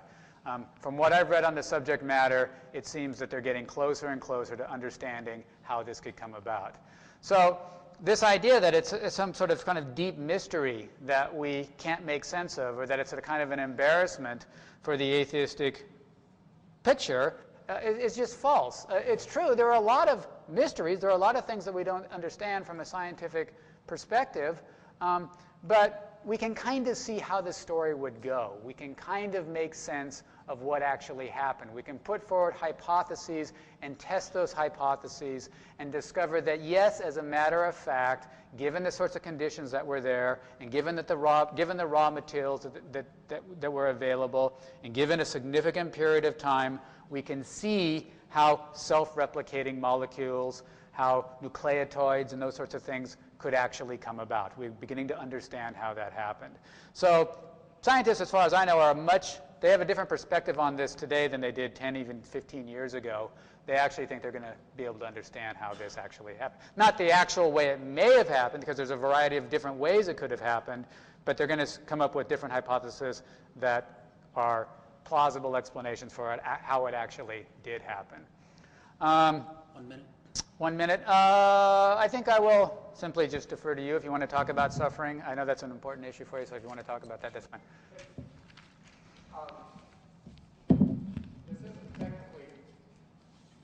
This isn't technically my rebuttal time, but I do want to say something about the origin of life, because Bill is more confident than many are that the origin of life will be explained scientifically. For example, Antonio Lazcano is not confident. Well, who is he? He's only the president of the International Society for the Study of the Origin of Life. The International Society for the Study of the Origin of Life. Antonio Lazcano said this: "One feature of life, though, remains certain. Life could not have evolved without a genetic mechanism, one able to store, replicate, and transmit to its progeny information that can change with time. Precisely how the first genetic machinery evolved also persists as an unsolved issue. The exact pathway for life's origin may never be known." Imagine if you're making your living, someone's paying you some research grant to discover the origin of life, and you came up and said, "We'll probably never know that." And this is after many, many years of studying it. And he's the president of the Society for the Study of the Origin of Life. He doesn't think they're going to ever know it. He said, at least probably. You know, of course, it's very possible, he thinks, but he said it may never be known. So it's easy for me as a non-specialist, or Bill as a non-specialist in these fields, to say, well, I have every confidence that they will someday figure this out. But the guys who are actually working on it don't have that confidence. And the reason is because they need to have, in order to have life, something that reproduces itself. Rocks don't do that. And until you have plants and animals, all you have is minerals and gases. And they don't do that. And so that's the problem that the origin of life studies have run up against from the beginning. Yes, they do hope to explain it. Why? They have to. If they can't find a natural mechanism to create life, then they have to believe the origin of life must be supernatural. And that is against their worldview. That's the one thing that cannot be allowed. And so they have to say, well, we're still working on this thing. And they say, well, we may never find it, but we're still dedicated to finding a natural source of life. Why? Because that's all we're going to allow to exist. We're not going to allow the possibility of something outside nature to exist. Well, too bad. Cut off your own feet if you want to. Why be so close-minded? You see, as a theist, I am simply not that prejudiced. I am simply an open-minded person. I really am. Most religious people are not viewed as open-minded. I would agree. Most religious people probably are not very open-minded. I'm not extremely religious, and one thing I am is open-minded. And that's why I'm willing to consider, if evolution proves to be true, then I will consider that evolution happened. That doesn't mean that I'd have to say that God was absent from it, or that God wasn't involved with it, but I could allow that evolution to happen because I'm open-minded. I don't think that evolution of the grand scale sort did happen. I don't think the fossil record will confirm that. And I don't think anything will confirm that, certainly. But Time. Okay. Do you have a response to that? Well, it sounded to me like the quote you gave, the person was saying, we may not know the actual exact mechanism where it came about, but we can come up with about a half dozen mechanisms where it might have come about. So yeah, fair enough. We don't have the historical record to be able to know which of these many possible mechanisms was the one that led to self-replicating molecules. But from what I understand, for the folks working in this field, they're pretty confident they're going to be able to come up with some. They have a sense of what the mechanisms are. And as I said, mark my words, I bet in your lifetime they will synthesize this process in the laboratory. They will actually go convert inorganic molecules into self-replicating molecules. Steve, you have 1 minute to ask Bill a question. Okay, Bill, if in fact that happens, if through immense years of the most intelligent minds in science, sort of backward engineering from what they know about life to something that they can put together artificially and make life, if that does happen, which is not, would that prove that this happened in nature? Or would that simply prove that it takes intelligent design to make that happen? Okay. Here's what they're up to, it seems to me. Let's recreate the conditions of Earth and recreate the kind of compounds that were there, recreate the same kinds of energy sources that were there, and see what happens. Now, of course, we don't have 50 million years to work, so they may need to fiddle with the process a little bit to kind of speed things up a little bit, to replicate that kind of variety that would naturally come about over an extended period of time. Okay? So as I understand what they're doing, they are recreating the natural conditions, true, in a laboratory, but they're recreating the natural conditions that bring about a natural phenomenon. It's like when, I remember as a kid in the science lab, they would recreate static electricity that is replicating what happens with lightning. Okay? You're recreating, in an artificial setting, the original natural conditions that bring about a natural phenomenon. That's, as I understand, what they're trying to do. Bill, you have 1 minute to ask Steve a question. Okay, it's kind of a two-part question, and it gets back to Scripture, I suppose. So, and again, it's kind of keeping on this theme of inference to the best explanation. But if indeed the Bible is divinely inspired, wouldn't you expect to find in it certain scientific facts that people didn't know at that time? Wouldn't you expect there to be some kind of revelation about how the sun is just a star, or that the earth goes around the sun, or that the cause of disease is microorganisms? Wouldn't you expect that information would be relayed? And putting aside just the scientific things, this is the second part, what about moral practices, right? Wouldn't you expect to find that the moral institutions and the moral practices that the people accepted at that time, but that we now recognize as being profoundly immoral, wouldn't you expect there to be some kind of correction of that? I mean, the thing that comes to mind is slavery, right? I mean, you know the Bible far better than I do. But as I understand it, there are no New Testament passages, or there are no passages that explicitly forbid slavery, and there are a few passages, like in Paul's letter to Timothy, where it seems that slavery is being explicitly endorsed. So, you know, you would think, it seems to me, that if this is indeed inspired by a just and morally perfect being, and he's trying to get the message across, along with commandments about how to worship him, would be included, thou shalt not own slaves. Why is it we don't find something like that in Scripture? That's two questions, and they both deserve equal length answer, but I can't give them both equal length. About why the Bible doesn't tell us those kinds of scientific facts, I suppose it's because the Bible isn't intending to give us a comprehensive knowledge, or even any knowledge of science unrelated to its theme. All books have a subject that they're talking about, and the subject of the Bible is how man got into his present condition and what God has done to get man back to where he needs to be.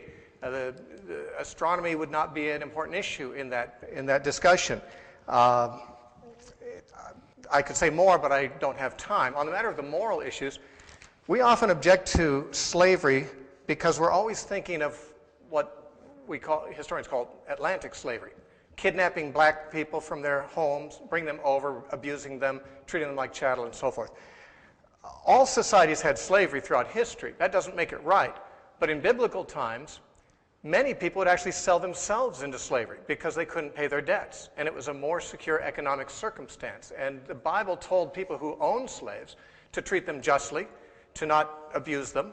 And in fact, all the instructions concerning slavery have to do with that, about treating your slaves mercifully. The idea of human rights and no one should be owned by anyone else is an ultra-modern idea that we like it. We're raised with it. Talk about holding to a belief system because we're raised with it. The idea of human rights certainly does not come out of evolution. An atheistic idea of evolution can't tell you anything about human rights, because humans are just the next animal up. The next species better than us can gobble us up with impunity. Actually, I don't really see how evolution without God can pronounce any moral outrage against anything, since evolution is caused by the strong preying upon the weak. If human beings who are strong prey upon the weak, that's just, who's to say it's immoral? That's how we got here, according to evolution. That's how our ancestors brought us here, and it may be the way that we're bringing on the next better species. Morality is entirely arbitrary to the atheist, it seems to me. It may be utilitarian, but it isn't really moral in the sense of people ought not to do such a thing just because it's wrong. We might say people ought not to do such a thing because it's unpleasant to other people. But a person who doesn't believe in a God can say, well, what the heck do I care what's unpleasant to other people? This is survival of the fittest here. This is natural selection. I'm stronger than you. I can enslave you. I can kill you. I can steal from you. I can sleep with your wife. You know, who can say I shouldn't? Isn't that how our ancestors brought us here? Time. All right. Steve, you have 1 minute for Bill? Oh, okay. I guess, Bill, I'd be curious to know what it would take to convince you that there is a God. This is something that Anthony Flew, the former atheist who recently became a deist, as I mentioned, he said he'd like to ask his atheist friends, what would it take? You see, he was an atheist for a long time because, for philosophical reasons, but he said he took his atheist position before the Big Bang cosmology came along and before they knew about molecular biology, what they know now. He said when he saw those things, his atheism went to pieces and he had to rethink it all, and eventually he ended up believing there must be a God of some kind because of that. And he asked his fellow atheists, and I'll ask you, what would it take to convince you that there's a God, if there is one? About 1 million different things I can think of. Jesus appearing right here before us right now. You levitating off the ground. Me walking outside the church, looking in the sky and seeing the stars arranged in a way that says, hey, Ramsey, I exist. Any of those sorts of things where there's clear-cut evidence of something that I can't explain from an atheistic, naturalistic perspective would be, for me, compelling evidence. And so, actually, this is leading to the question I'm going to get to you in a minute. But let me just say, sort of in fairness, I don't find a lot of the arguments and a lot of the different pieces of evidence very compelling. But there is actually one argument for the existence of God that I actually do think is really interesting, and it's related to one you brought up. It's called the fine-tuning argument. Mm-hmm. And so if you're interested in intelligent design arguments, I think this is actually a more interesting sort of argument. It has to do with the fact that if you look at the basic parameters of physics, it looks like they had to be just perfectly tuned a certain way, like the gravitational constant and the strong and weak force. And if they were slightly different, matter would not coalesce in a way that would allow for intelligent life to come about. Now, those are sort of controversial claims. Physicists dispute them, but it looks like that's a pretty good argument. And I find that actually quite interesting. I find that quite compelling. Unlike a lot of the other arguments, it strikes me, especially the other intelligent design arguments, that one actually strikes me as an interesting, compelling argument. I don't think it ultimately works. I think it has problems. But I think an atheist has to think about it to see what's wrong with that particular argument. But at least in terms of observational evidence or particular events, I can think of a ton of different things that could happen that would cause me to become a theist. And as a matter of fact, that leads right into my question to you, which is, why does God make your life so difficult? In the sense that, why does God make it so difficult for you to actually be able to convince someone like me that he exists? Why does he stay hidden? Right? Why not bestow upon you supernatural powers such that you could call a press conference and have Richard Dawkins and Sam Harris and me and all the media there, and then perform something, get all the scientists there, perform something that is inexplicable from a naturalistic perspective. Now, when I ask theists this quite often, it's suggested to me that, well, that's really tacky, that God wouldn't sort of stoop to doing that. But you're familiar with the story of Elijah, right? Where Elijah said something like this. He said, well, let's figure out who's got it right. There are the prophets of Baal, and there's me, I'm the prophet of Jehovah, and I'll tell you what, let's put out there an altar, and whoever can cause the altar to burst into flames is telling the truth. Well, that's very much like an empirical test. That's very much like a scientific test. And so apparently in that situation, God felt that it was perfectly acceptable to accommodate Elijah in that situation to convince people that he was in fact the true God. Well, why doesn't he do that for you? Basically, why do you think God stays silent on this issue? I think there's several parts to that answer, one of which is, on the one hand, that kind of display of force would seem to overwhelm people's resistance to faith. And, I mean, one might think that people would have no choice but to believe if such a thing was done. And that's probably true for some people. Some people probably would. But on the other hand, on the other extreme, it wouldn't do any good for others, because seeing is not necessarily believing. If I did any kind of a magic trick, I mean, magicians do it here in casinos all the time. Things that I think, that must be real magic. But I know it's not, because I can't figure out how he did it. But someone would say, but that can be figured out. And that's right. No matter how stupendous something appears, the skeptic can always deny it. C.S. Lewis said that he only met one woman who ever claimed to have seen a ghost. And he said the interesting thing is that she didn't believe in ghosts before she saw it, and she didn't believe in ghosts after she saw it. She thought it was a hallucination, proving one thing, that seeing is not believing. You believe what you are willing to believe, and you do not believe what you're not willing to believe. For example, you believe in things I can't possibly believe in. You believe that this first self-replicating molecule, made up of many complex parts containing lots of genetic information, very complex information, put itself together without a designer. To me, that's a miracle. There's certainly nothing in nature to suggest that such thing could ever happen. And so we believe our own amazing things, depending on what we're willing to believe. I'm open-minded enough to believe that miracles can happen, but I don't believe that God is obligated to do miracles at our command. In Christianity, unlike some forms of television Christianity, in real Christianity, God does miracles when he wants to, and that's pretty darn seldom. Even in the Bible, very seldom were miracles done. There's a lot of them, but they're clustered around 3 different epochs over a period of 4,000 years. They're not all the time. They're very rare. And likewise, they're very rare now, it would appear. I realize that television Christianity makes us command God to do miracles, and he has to heal us, he has to do things. That's not real Christianity, and it certainly isn't the God of the Bible. I have a question too, huh? Wow, I wrote down a question for you that now I'm having a hard time finding it here. Too bad. One thing I wondered about is that, did your move toward atheism, in any way was it affected by negative experiences that you had with religious people? Or, if not initially, has it been more strengthened, your commitment to atheism, confirmed by the behavior of religious people?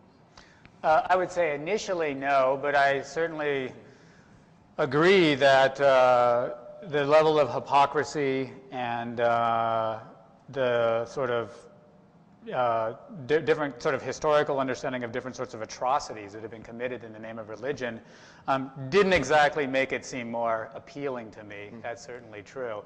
Now, I mean, this is actually something that's getting discussed a lot these days. Historically, there certainly have been a number of horrendous things that have been committed in the name of religion, and I think Steve would agree that, yes, but that doesn't demonstrate that religion is false. That just means that some people abuse religion, and I think to some degree you can say the same thing about atheists, people like Stalin and things like that. But it does seem to me that there is the following difference. If you have a religious document or you have a religious text that basically says that people who don't accept this religion are bad people, they're very bad people, then it's a fairly short step from that belief to they need to be destroyed or they need to be eliminated. And I don't see that going the other way with regard to atheism. There's nothing about, there really isn't any kind of straightforward atheistic document or doctrine or anything like that. But there's nothing in atheism that suggests that people who believe in God are really bad, evil people and they need to be destroyed, they need to be eliminated. So at least in terms of the link between belief systems and that a potential abuse and for violence and things like that, I think that there's a much stronger link between theism on the one hand and that violence than going the other way. I do believe that's the case. But no, initially it was not through bad experiences. And in fact, some of my best friends and some of the best people I know are deeply religious individuals. Some of my best friends at Notre Dame were priests. So I certainly recognize that it actually goes both ways. Last question for Steve. Okay, I just kind of want to ask the same kind of question you asked me. Again, it's kind of a two-parter, but is there any particular observation or anything that we could discover that would cause you to abandon your faith, that would cause you to become an atheist? And the second part is, with regard to the arguments against theism, I realize that you find none of them convincing, but I'm curious, just out of curiosity, which one keeps you awake at night? Which one do you worry about the most? The truth of the matter is, in reading atheist books, and even hearing your presentation today, I have not heard any arguments that I consider to be against theism. I have heard many arguments against religion. And I would have to put a finer point on that, against bad religion. And there's bad religion. In fact, many of the atheist writers seem to imply that since some religions make people do very bad things, that those religions must be bad religions. I wonder if the reverse would be true. A religion that makes people do really good things, would they say that's a really good religion? Would they recognize there's goodness in it? Harris on Janism. Harris talks about Janism, right? And he does say positive things about Janism, but he obviously is not going to convert, right? And I'm sure he doesn't believe any of it's true, But that's a good point. I mean, Sam Harris in his book *Letter to a Christian Nation* does say positive things about the peaceful ethics of Janism. But your question about would any observation make me change my views about God? And what I'd have to say is my views are always in flux. I never did camp out on just one position. I've changed my theological views many times. I have always remained within the theistic camp, but not because I've predefined those borders. I haven't decided somewhere I'm going to be a theist no matter what. I can change anything else, but I can't change that.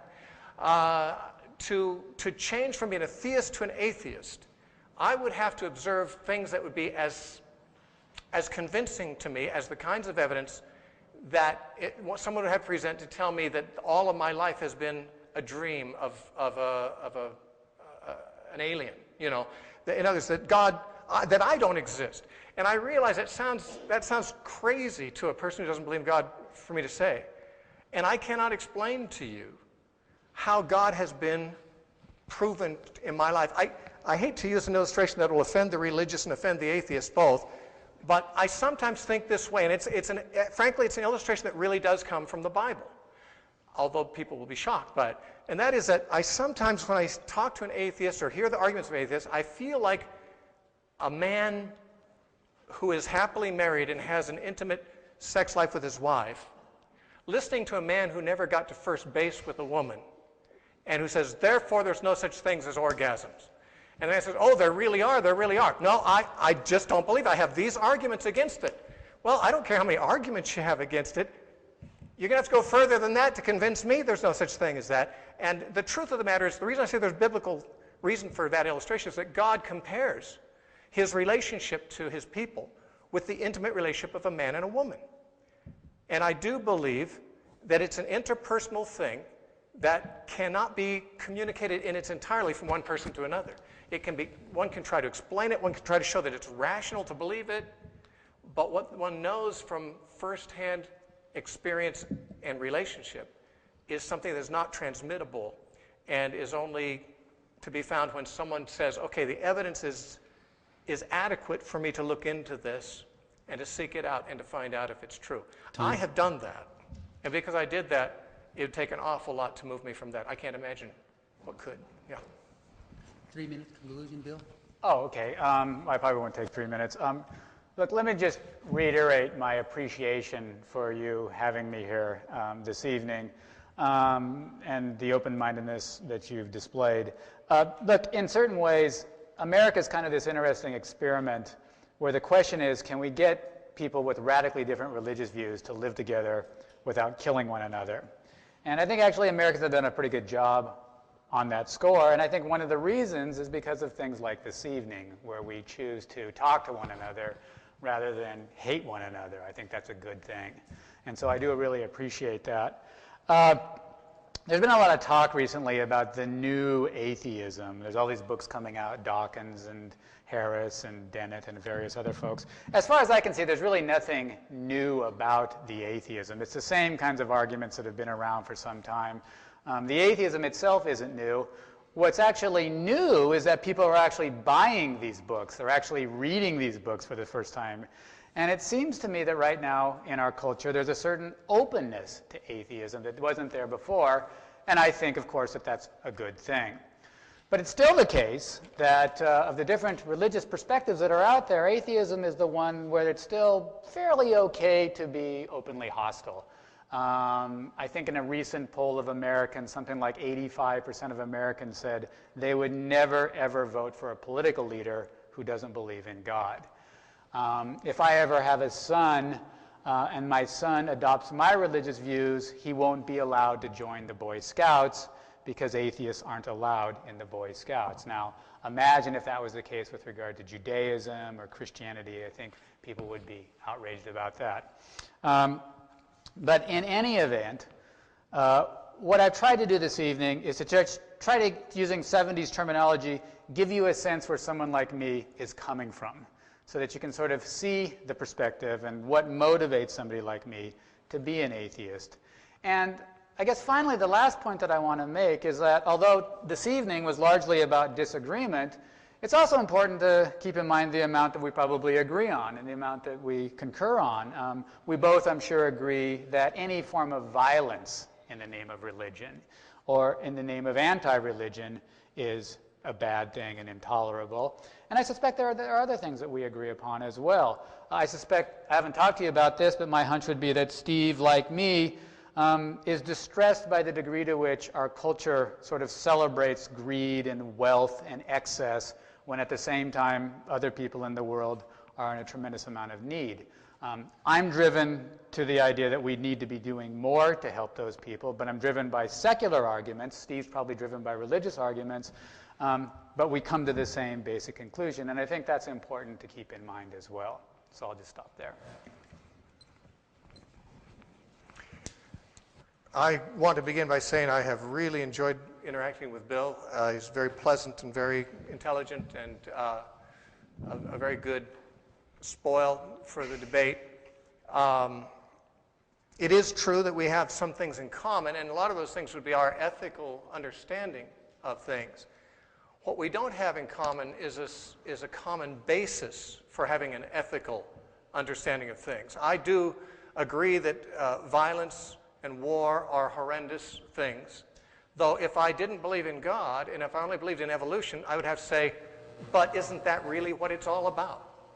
Isn't the powerful preying upon the weak, isn't that really what nature is about? Isn't that how we all got here? How can I pronounce against it? How can I stand outside of that which created us all and say, that's not good anymore? It was good then, but it's not good now. I can be against greed and covetousness and all that, because I do have an ethic that I'm informed from, I would say from our Creator, that those are things that He does not wish for us to value. But if I didn't know of a Creator, if it was just every man for himself, the survival of the fittest, then for me to accumulate all I can and starve out everyone else there'd be no transcendent ethical objection that could be made to it. Everyone could say that's very selfish of you, but I could say, well, why should I care whether you think I'm selfish or not? Isn't it the selfish gene in me? Isn't that kind of what it's all about, really? Is selfishness and preying, the strong preying on the weak? That's all we really have if we don't have a Creator, because the only alternative to a Creator that we know of is evolution. And if evolution is the answer instead of the Creator, then there is no moral high ground that we can stand on to criticize anyone's ethics or anyone's behavior. In fact, those that act the most like nature, which is bloody in tooth and claw, are the ones who are most aligned with nature, most aligned with reality. We have civilized ideas that where do we get them from? Where do we get the idea of human rights or animal rights? Someone said, one of the biggest problems we have with animal rights is we can't convince the animals to observe animal rights. We're the first species to come up with the idea that lesser animals have rights. Why? Because we have a soul. We have a spirit. Because we were made and informed by a mind and a spirit who cares about things and has let us know in many respects what he cares about. Some of this knowledge is intuitive, and some of it is, we would say, revealed in holy scriptures and so forth. As far as whether the Bible is the correct holy scriptures or not, I am fully convinced that it is. I'd be prepared to give many arguments for that, but I don't have time for that. That's another debate. But I truly thank Bill for being here, and thank you so much for coming. Very good. Very good.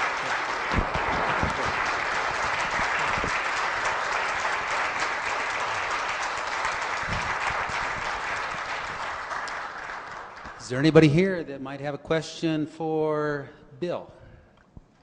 I'm going to take 3 questions. They've got to be short, no lectures, no speeches, just a short, concise. If you'll come up to this microphone over here, if you'll get behind him over there, and sir, you next. How about for Steve? Any questions for Steve? You two? For Steve? Okay, over at this microphone over here, please.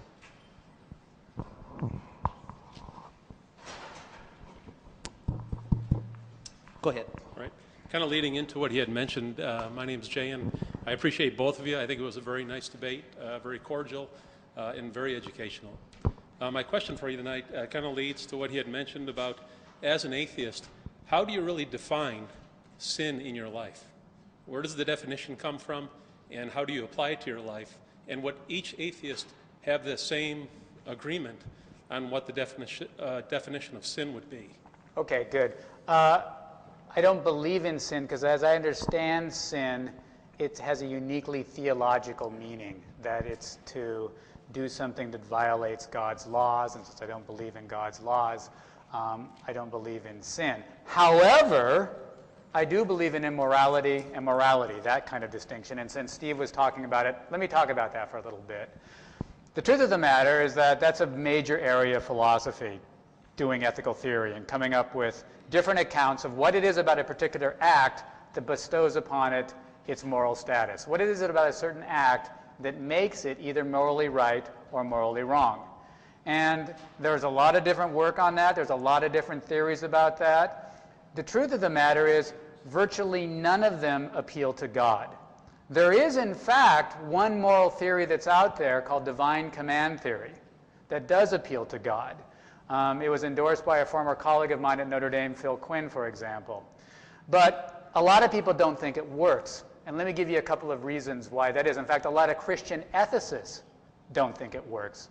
And here's a couple of reasons. They go all the way back to a famous Platonic dialogue called the Euthyphro. And in the Euthyphro, Socrates asks, is something wrong because God forbids it? Or does he forbid it because he sees that it's wrong?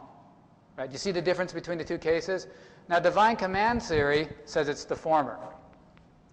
Well, there's a couple of problems with that. If you believe that, let's say, torturing an innocent child is wrong simply because God commands it, then there would be no guidance for God's commands. He just willy-nilly decides to command this and to allow this over here. And God could have just as easily commanded us to torture innocent children. You say, that's the really good thing to do.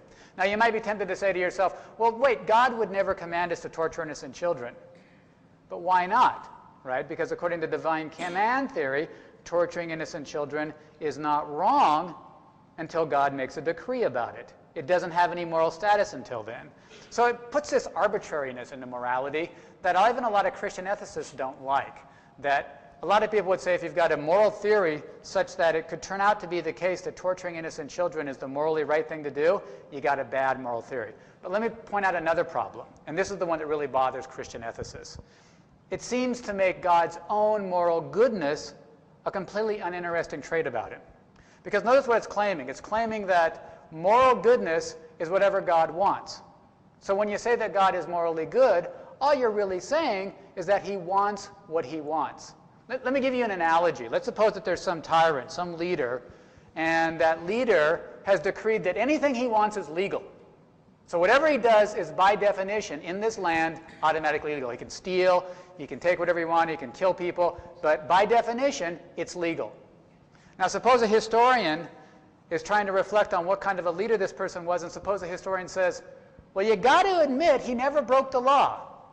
You got to admit he always did what was legal. Well, in that situation, the fact that what he did was legal is completely uninteresting, because anything he did was by definition legal. So too now with regard to God's morality. If you simply define morality as whatever God wants, whatever he decides upon, then the claim that God is morally perfect, or the claim that God is a uniquely moral individual, becomes a completely uninteresting feature of him. Because all you're actually saying is he wants what he wants. So the bottom line is that there's a number of different ethical theories out there. Utilitarianism is one of them that claims that the moral status of an act depends upon its consequences.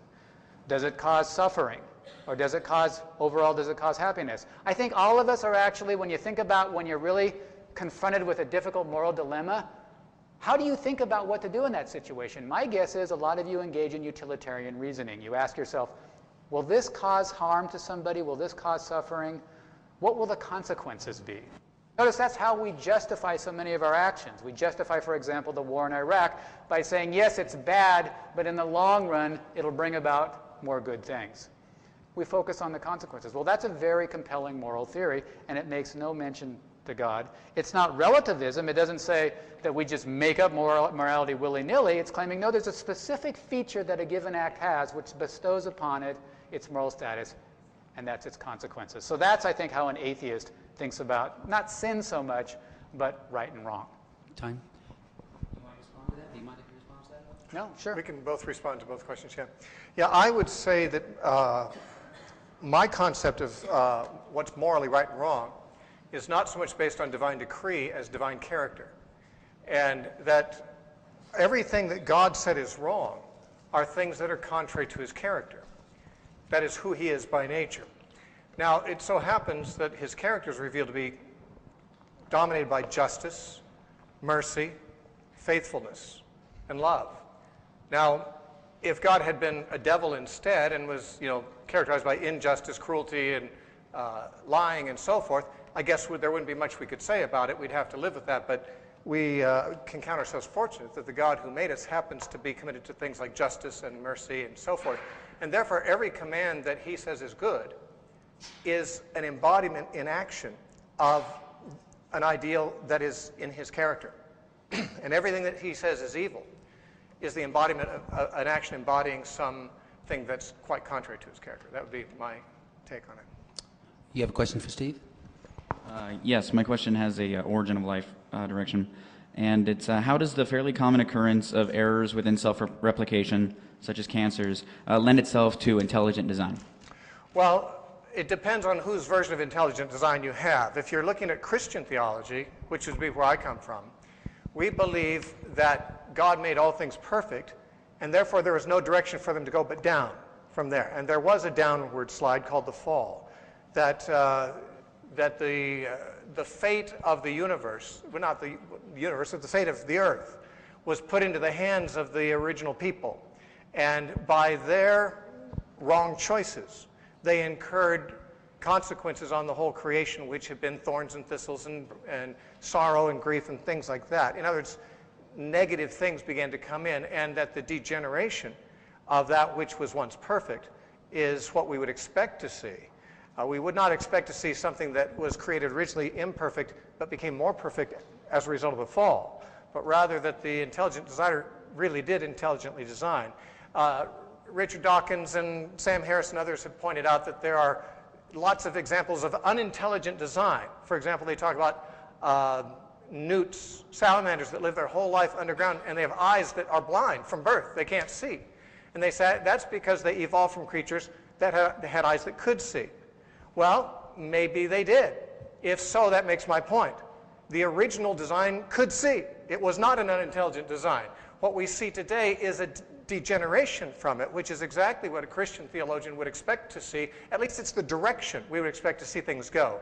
That sickness and handicap and mutations. Mutations, by the way, it's hard. Geneticists would be hard-pressed to find one mutation that is unambiguously beneficial to the organism, but they can find mutations by the truckloads that are dangerous and damaging to the organism. So I would say that mutation is simply part of the whole process of degeneration that's now a part of nature. We could even say the law of entropy, although I think some forms of entropy must have been present even before the fall. Time. Yeah. Right. Thank you, though. I was just going to say, yeah, I mean, geez, I would think that from the standpoint of the virus, the way they mutate to avoid drugs is pretty beneficial for the virus, and we know that that happens on a pretty regular basis. So we actually are aware of different sorts of mutations that are actually adaptive for the organism.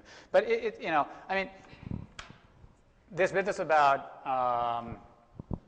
how nature is a tinkerer and it's sort of it puts together what it can in terms of evolutionary processes. The famous example of Stephen Jay Gould's is the panda's thumb, where it's actually a part of the wrist bone, but there was selection pressure for the panda needing the thumb, so this eventually migrated. And it doesn't work very well, but it works okay. It does a pretty good job. And for Darwin, that was indeed part of the evidence for evolution, was the fact that there was so much poorly designed stuff in us. And so I think that that's actually, you know, any evolutionary textbook would be filled with examples of exactly that kind of thing. There's a great movie. You mentioned the Sam, or what's the... Ben Steinman? Yeah, the Ben Steinman. There's another really fun movie I'd recommend called Flock of Dodos, if you haven't seen it. And it was all about the Dover trial and what took place there. And it's pretty middle of the road. It's not really taking sides so much. But there's a lot of discussion in that movie about how in the animal kingdom we see so many things, so many types of stomachs and things like that that just really don't make sense. They're not what you'd expect to find if an intelligent God decided to just create these things whole cloth, but they make perfectly good sense if you see how this came about through this sort of accidental but guided accidental process of evolution. Time? Question for Bill? Yeah, I would like to express my appreciation to Bill for an atheist to come into a largely Christian setting and face an audience that's probably mostly against your position. I think that's commendable. Well, thank you very much. I appreciate that. Now my question. One of the most convincing proofs for me that the Bible is divinely inspired is the fact of predictive prophecy. There were approximately 300 prophecies from the Old Testament to the New about the Messiah. None of them have proved to be false. Now, some have yet to be proved in the future. They're still out there, but 0 of them have been false. 2 that I want to bring up now. Micah chapter 5 prophesies that the Christ child will be born in Bethlehem, and that was prophesied 700 years in advance. The second one I want to bring up is Isaiah chapter 7 that prophesies the Christ child will be born of a virgin, which is extremely rare. Both of those prophecies did come true hundreds of years after the prophecy was made. How would you respond to that? Okay, well, I am not in anywhere near Steve's league in terms of biblical scholarship, but what little I know about it is what I can use to try to respond to you. To begin with, given that the story of Jesus' life was written years after his death by people who wanted to present him as the Messiah, it seems to me that it's not terribly surprising that they describe his life in such a way that he fulfills certain sorts of prophecies. That would be a fairly easy thing to do. And in fact, I think as Harris points out, one of the examples of exactly that, one of the pieces of evidence that was what was going on was that in one of the Gospels, I don't know quite who it was, which ones it was, but they mistranslated, or they basically are making their claims about the virgin birth based upon a mistranslation of, I think, the very Isaiah passage, where the original Hebrew is actually saying maiden, young woman, not virgin. And so their depiction of Jesus as coming from a virgin birth seems to actually not fulfill the prophecy, but instead is based upon a Greek mistranslation of the original Hebrew. All right, but let me make a more general point. And again, I'm not a biblical scholar, but as far as I understand things, there are a lot of Jewish scholars who would claim that, as a matter of fact, Jesus does not fulfill the prophecies, that the prophecies were mistranslated by Christians, that in certain passages where it seems to be referring to, the Christians say, are referring to the suffering of Christ, they're really referring to the nation of Israel as a whole. Maimonides, I'm sure you're familiar with him, is somebody who says if you really want to ask about which prophecies does Jesus' life best fulfill, it's those prophecies about false prophets. It's those prophecies about somebody who will claim to be the Messiah and then die, and then later die. So, at least from the standpoint of Jewish scholarship, they would claim that, as a matter of fact, the life of Christ does not fill those Old Testament prophecies. Time. But again, I'm not an authority. On the matter of Isaiah 7:14, the virgin shall conceive and bring forth a son, it's true that in the Hebrew, the word virgin is alma, which apparently can simply mean a young woman without any reference to her virginity. But almost 300 years before the New Testament was written and before Christ was born, the Old Testament was translated by the Jewish scholars in Alexandria into Greek, into a book that's called the Septuagint. And it is the book that was used by the New Testament writers primarily. They translated the word alma as parthenos, which in the Greek does mean a virgin. So the question then is, did the Alexandrian Jewish scholars make a mistake by identifying the meaning of alma with the meaning of parthenos? Or actually, were they more in touch than we are with the way the word alma was nuanced in their time, in ancient times? That's an open question that theological liberals and theological conservatives will probably always debate, but that is a problem that some people bring up. The main thing is, I agree with you that many, many prophecies of the Old Testament were fulfilled by Christ, and in an argument of this sort, I wouldn't bring up the virgin birth for the simple reason that an opponent could say, well, I don't believe that Jesus was born of a virgin. Who can prove it? Who witnessed it? You know, I believe it. I believe in the virgin birth, but a skeptic could say that's not a very good example because no one can verify it. But there were many things in the life of Jesus that were publicly verified, that were predicted, and to suggest that either Jesus himself or his biographers doctored the story. Either Jesus did things deliberately in order to seemingly fulfill prophecy, or his biographies claimed that he did, doesn't really work very well. For one thing, Jesus never appears to be trying to convince anyone that he was the Messiah.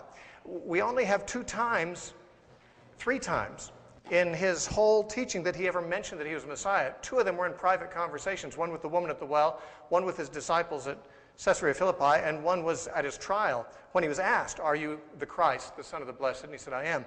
But he never went around preaching publicly, "I am the Messiah," nor did he try to convince anyone that he was. And if he was trying to, he would have behaved differently, because the Jews did not expect the Messiah to do what he did. That's why the Jewish scholars don't think he fulfilled the prophecies. They were looking for a different kind of Messiah.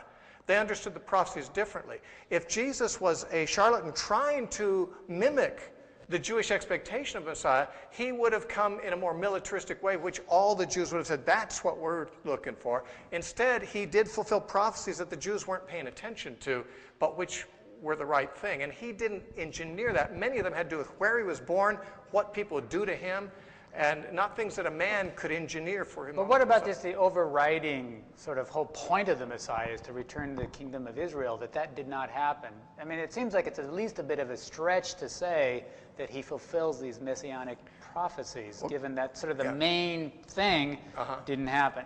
Well, again, Christians believe that that was misunderstood by the Jews. that the Israel that those were to be fulfilled to was the faithful remnant of Israel, who happened to become the followers of the Messiah, as well as any Gentiles who might want to join them. Because even in the Old Testament, Gentiles were allowed to join Israel if they wished. So that there was a spiritual kingdom that he came to bring as a precursor to the ultimate universal kingdom that he would bring at his second coming. I realize any skeptic could say, well, that's an interpretation of convenience for Christians. But again, I'm not an expert on the Bible, but I'm not an expert on anything as much as I'm an expert on the Bible. And I would say that having considered those things, I feel they're fairly compelling to a person like me. Thank you. You have a question for Steve? My question's on suffering. I know you didn't get to Thanks for bringing that up. Yes. talk about it, but it's a question by example, so I feel like you should be able to answer it. Sure. Recently in news, there was another story where a woman for her entire life was held in captivity by her father, Yes. forced into incest, raped, forced to bear his children, lived pretty one of the most... Actually, by a kidnapper. Not her. Elizabeth Smart. No, there was another case where it was her actual father. Okay, go ahead. But we can just still imagine situations in which this horrible kind of torture occurs for someone's entire life. This went on for over 20 years. It seems that the Christian doctrine on suffering with these kind of examples says something like, while that's really bad, she will be accepted into heaven and that'll make up for it. Do you as a human being feel that you can imply the same kind of logic? That is, if this person was, say, your neighbor and you knew that she was being held in captivity, would you feel comfortable saying, well, I know I could easily report this to the police, but I know that she'll be accepted into heaven, so I'm just going to let God take care of that one? No, because we have a mandate as Christians to speak up for the abused and for the oppressed and to do what we can to help. Christians and all people know that there are limits to how much of the evil of the world they can stop. And Christians, of course, take a step that non-Christians are not willing to take, and that is to believe that what we are unable to stop, God is permitting for a purpose that he alone understands. Now, that sounds like a cop-out, but it's quite consistent with our worldview. Our worldview is that we are all very highly ignorant creatures compared to the God who made us, and that we are not really aware of his plan except insofar as he reveals it, and that he has revealed much of it, but much of it he has not. And suffering to us, we can see it only on the plane of the immediate. And if God does permit suffering and does choose to reward people, let's say martyrs, in another life for their sacrifice, well, we have to, Christians believe it's worth it. God's not a poor economist. He would not make us pay such a price if the reward was not worth the price it was paid, even though some of these people are paying the price unwillingly. We don't know how God will handle all those cases, but I will say that it reminds me of a couple years ago, my teenage son broke his arm. He was in a skateboarding accident, broke his arm, and it was an ugly matter, and it took a while for the emergency room to get around to him, as is so often the case. By the time they got to him, his arm had to be rebroken. And they asked my permission. The doctor said, do you mind if I re-break your son's arm? Well, he was in enough pain already. I didn't want to inflict more pain. I wanted to say, no way, don't break my son's arm. You fix him, fix him without breaking him. But I actually asked my son, how do you feel about it? He said, go for it. And so I said, yeah, okay, break his arm. Now, I think sometimes, suppose my son had been 3 years old instead of 17, and I had to make the same decision. There's no way he could have understood the wisdom. Why is my dad letting this horrible pain be inflicted upon me while he stands by and doesn't stop it? Well, I know why I'm doing it, because I don't want him to grow up crooked. I want him to be fixed. But I happen to know that he's broken in a certain way that can't be fixed without further pain. And I believe that in God's economy, all suffering is intended by God to be, at least potentially, therapeutic in the eternal sense. Not all people get the benefit from it because they don't respond to it in a proper way.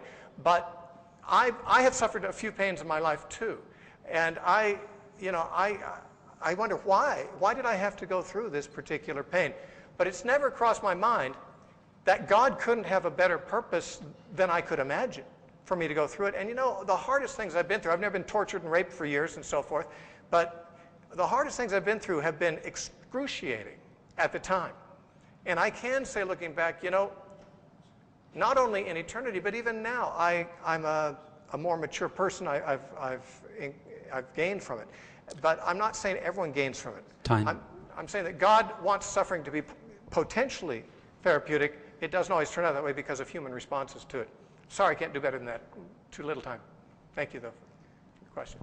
I mean, the analogy breaks down, right? I mean, a couple of analogies break down. I mean, the analogy where we've gone through trials and tribulations and we wind up being better because of it, we feel like we're stronger because of it, that's not the kind of suffering that brings up the problem.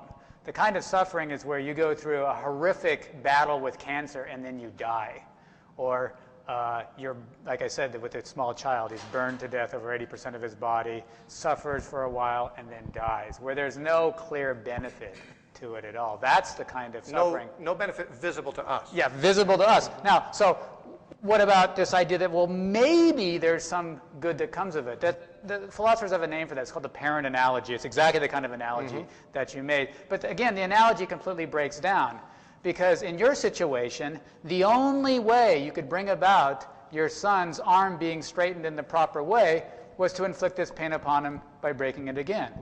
But let's not forget, God is omnipotent. He can do anything. He doesn't have to break arms to straighten them out. He doesn't have to inoculate us. If he wants us to not suffer, he can bring that about simply by willing it. So the analogy breaks down because unlike with God, we're limited in our abilities, and the only way you can do some things that'll bring about greater good down the road is by inflicting some suffering, like inoculating a child or breaking the arm. But that's not God's problem. God doesn't have that problem because he could bring about whatever end he wants by simply willing it. I disagree, but I can't answer. Go ahead. Go ahead. I do have a question for both, but I'll start with this. Okay. Dr. Ramsey, just a clarification on atheism.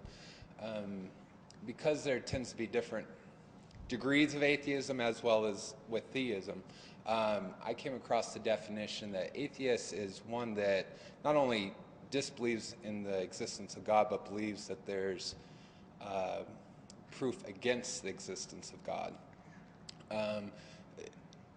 To be fair, I'm just wondering Sure. if that's the viewpoint that you take, and also, if so, what do you believe the strongest evidence against God would be? Yeah. I mean, it seems that you're right that there's different sorts of mechanisms of support for either theism or atheism. So you might, for example, simply be an atheist because you believe there's absolutely no good reasons for theism and leave it at that. You don't think that perhaps there are these really strong, compelling arguments against theism. You just don't think there's any real support for theism. I think most atheists actually adopt both views. They don't think that the arguments in favor of theism are very compelling, and on top of that, using what I discussed earlier, kind of the inference of the best explanation, there are some features of the world that are embarrassing to the theists, that don't really make sense within a theistic framework. In other words, let's take the suffering that exists in the world, that's evidence against the existence of a benevolent, loving, all-powerful, and all-knowing God. So I think actually most atheists sort of go both ways. The arguments in favor of God aren't any good, and moreover, there's some compelling reasons for actually believing God doesn't exist. Can I just say one more point on this point? Because another thing that often comes up is the distinction between atheism and agnosticism. And I thought that maybe that's where you're going with this. I just wanted to touch on that because I think there's been a fair bit of confusion on that topic as well. A lot of times agnosticism will be defined as anybody who thinks that maybe God exists but they're not sure. Or maybe they think that God doesn't exist but there's some doubt there. Okay, well, I actually think that if you think that God exists but you're not 100%, then you're just a theist who has some doubts. And if you think that God doesn't exist but you believe you might be wrong, and it's possible that you could be mistaken, then you're an atheist who just realizes that like a lot of the other things you believe, you could be wrong. My view is that agnostics are really right in the middle. You know, here's 100% certainty that God exists. Here's 100% certainty that God does not exist. There are some people who really could just go either way. They're right in the middle, and they just don't know what to believe. And I think that's actually the proper way to think of agnosticism. I think it's actually a very rare view. I mean, here's the test to determine whether or not you're an agnostic. Suppose that we ask you, do you believe that God exists or not? Give us your answer, and in 5 minutes we're going to find out if you're right or wrong, and if you're wrong, we're going to kill you. Okay, so you're in that situation. If your response is, flip a coin, I don't care, then you're an agnostic.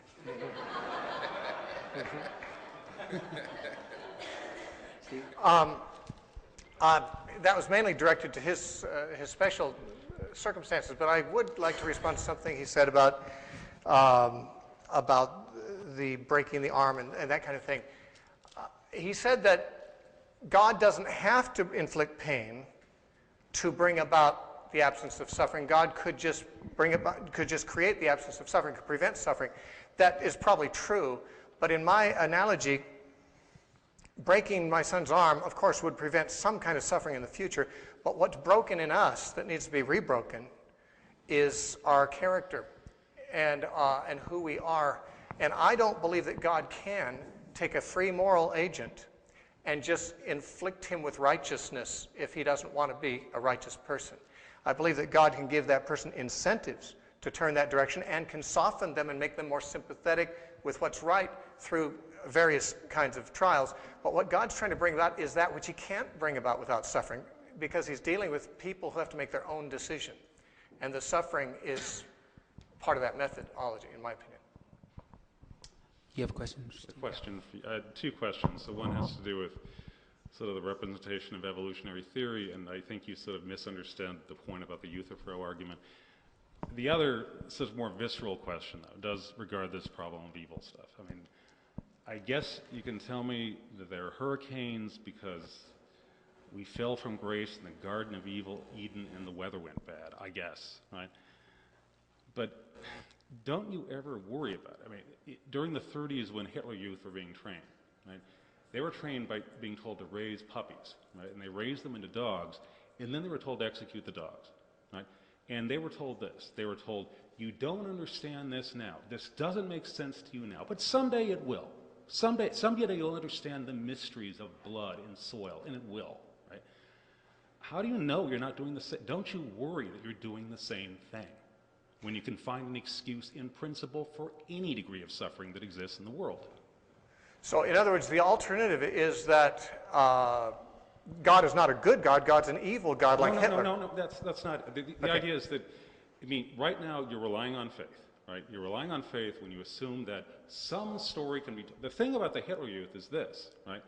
I mean, they were violating the tenets of their own immediate, phenomenal, felt moral consciousness when they killed the dogs, right? They were being asked to do something which was against the present tenets of conscience, right? And they did it in the belief that in the long run it would be part of this cosmic story in which would make some kind of sense, right? Don't you ever worry that you're doing that? No, Why not? I don't. Why? Well, because I believe that the evidence for my belief is rational. I believe it's objective. Of course, I've made several references to my own subjective experience, but I'm not arguing from my subjective experience. I'm testifying to it, but I'm saying that my arguments, by which I test my subjective experience to see whether it's rational or irrational, is compelling and objective. Okay, if right now, 800 million people are starving to death, right? And you can look at that, and I bet, right, you're not able to tell the story, right, that makes sense of this, right?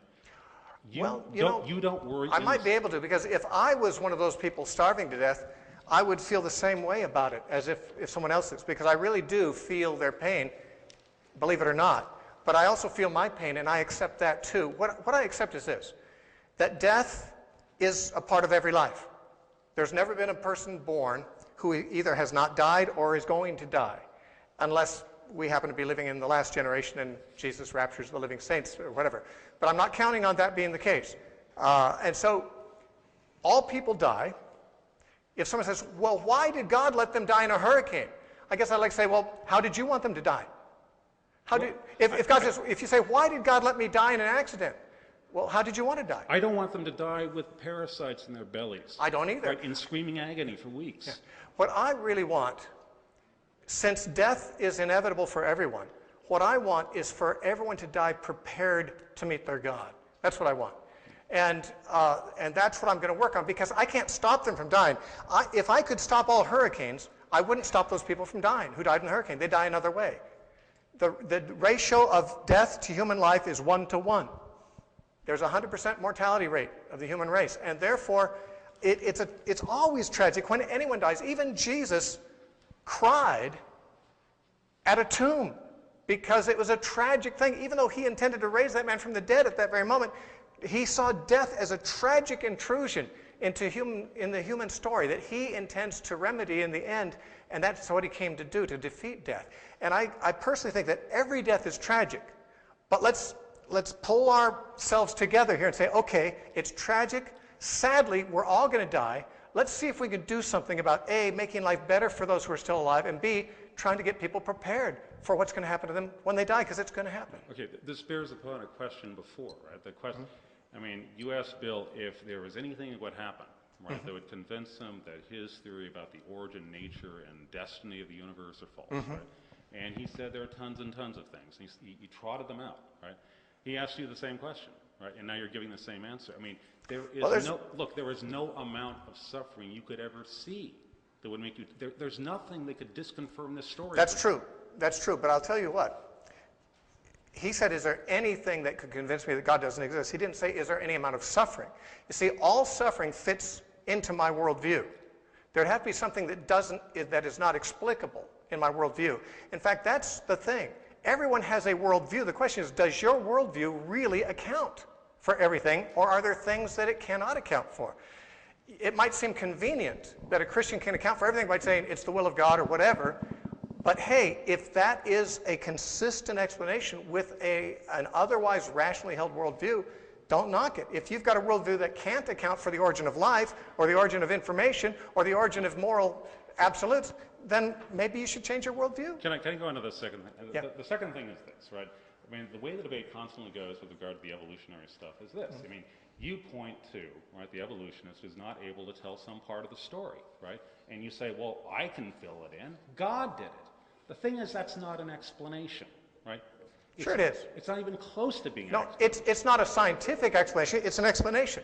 But to say that you need to have a scientific explanation for a supernatural fact is imposing artificial rules on the discussion. It seems like if you say it's supernatural, you're just saying it's inexplicable. No, I'm saying it's explicable in supernatural terms, not inexplicable. If you want to talk to him afterwards, that's fine. Do you have any response to that? No. I'll just stop right there. Can you ask them after the words? This is Mr. Gregg. Also a question towards clarification. You gave one of your more prominent arguments was the eyewitness of Christ's disciples or apostles, and you gave a criteria that kind of set apart those eyewitnesses to other common religious testimonies, i.e., I think you mentioned Mormonism and Islam and whatnot. So clarifying, because you mentioned martyrdom, eyewitness, I'm taking that firsthand experience, willing to testify of these things. Are there other criteria that you feel sets the Christian New Testament witness aside or apart from other witnesses? Quite a few, although I gave the strongest because they are the strongest. But yeah, I believe that the documents of the New Testament, especially the Gospels, are unlike legendary documents. They contain factual information that only an eyewitness would give that has no direct bearing on the story itself. It basically makes all the heroes except Jesus stupid, including the men who are testifying, declare themselves to have been stupid, and it reveals their lack of faith, their dullness. It's not the kind of thing that hero stories is made of. The legends don't usually do that. I mean, these guys who started the church, who after Jesus was gone were supposed to be respected, all the descriptions of them are as a bunch of dullards when Jesus happened to be with them. They don't tend to curry great respect for them. They sound like true accounts in that they're honest admissions of warts and all of the people that they're describing.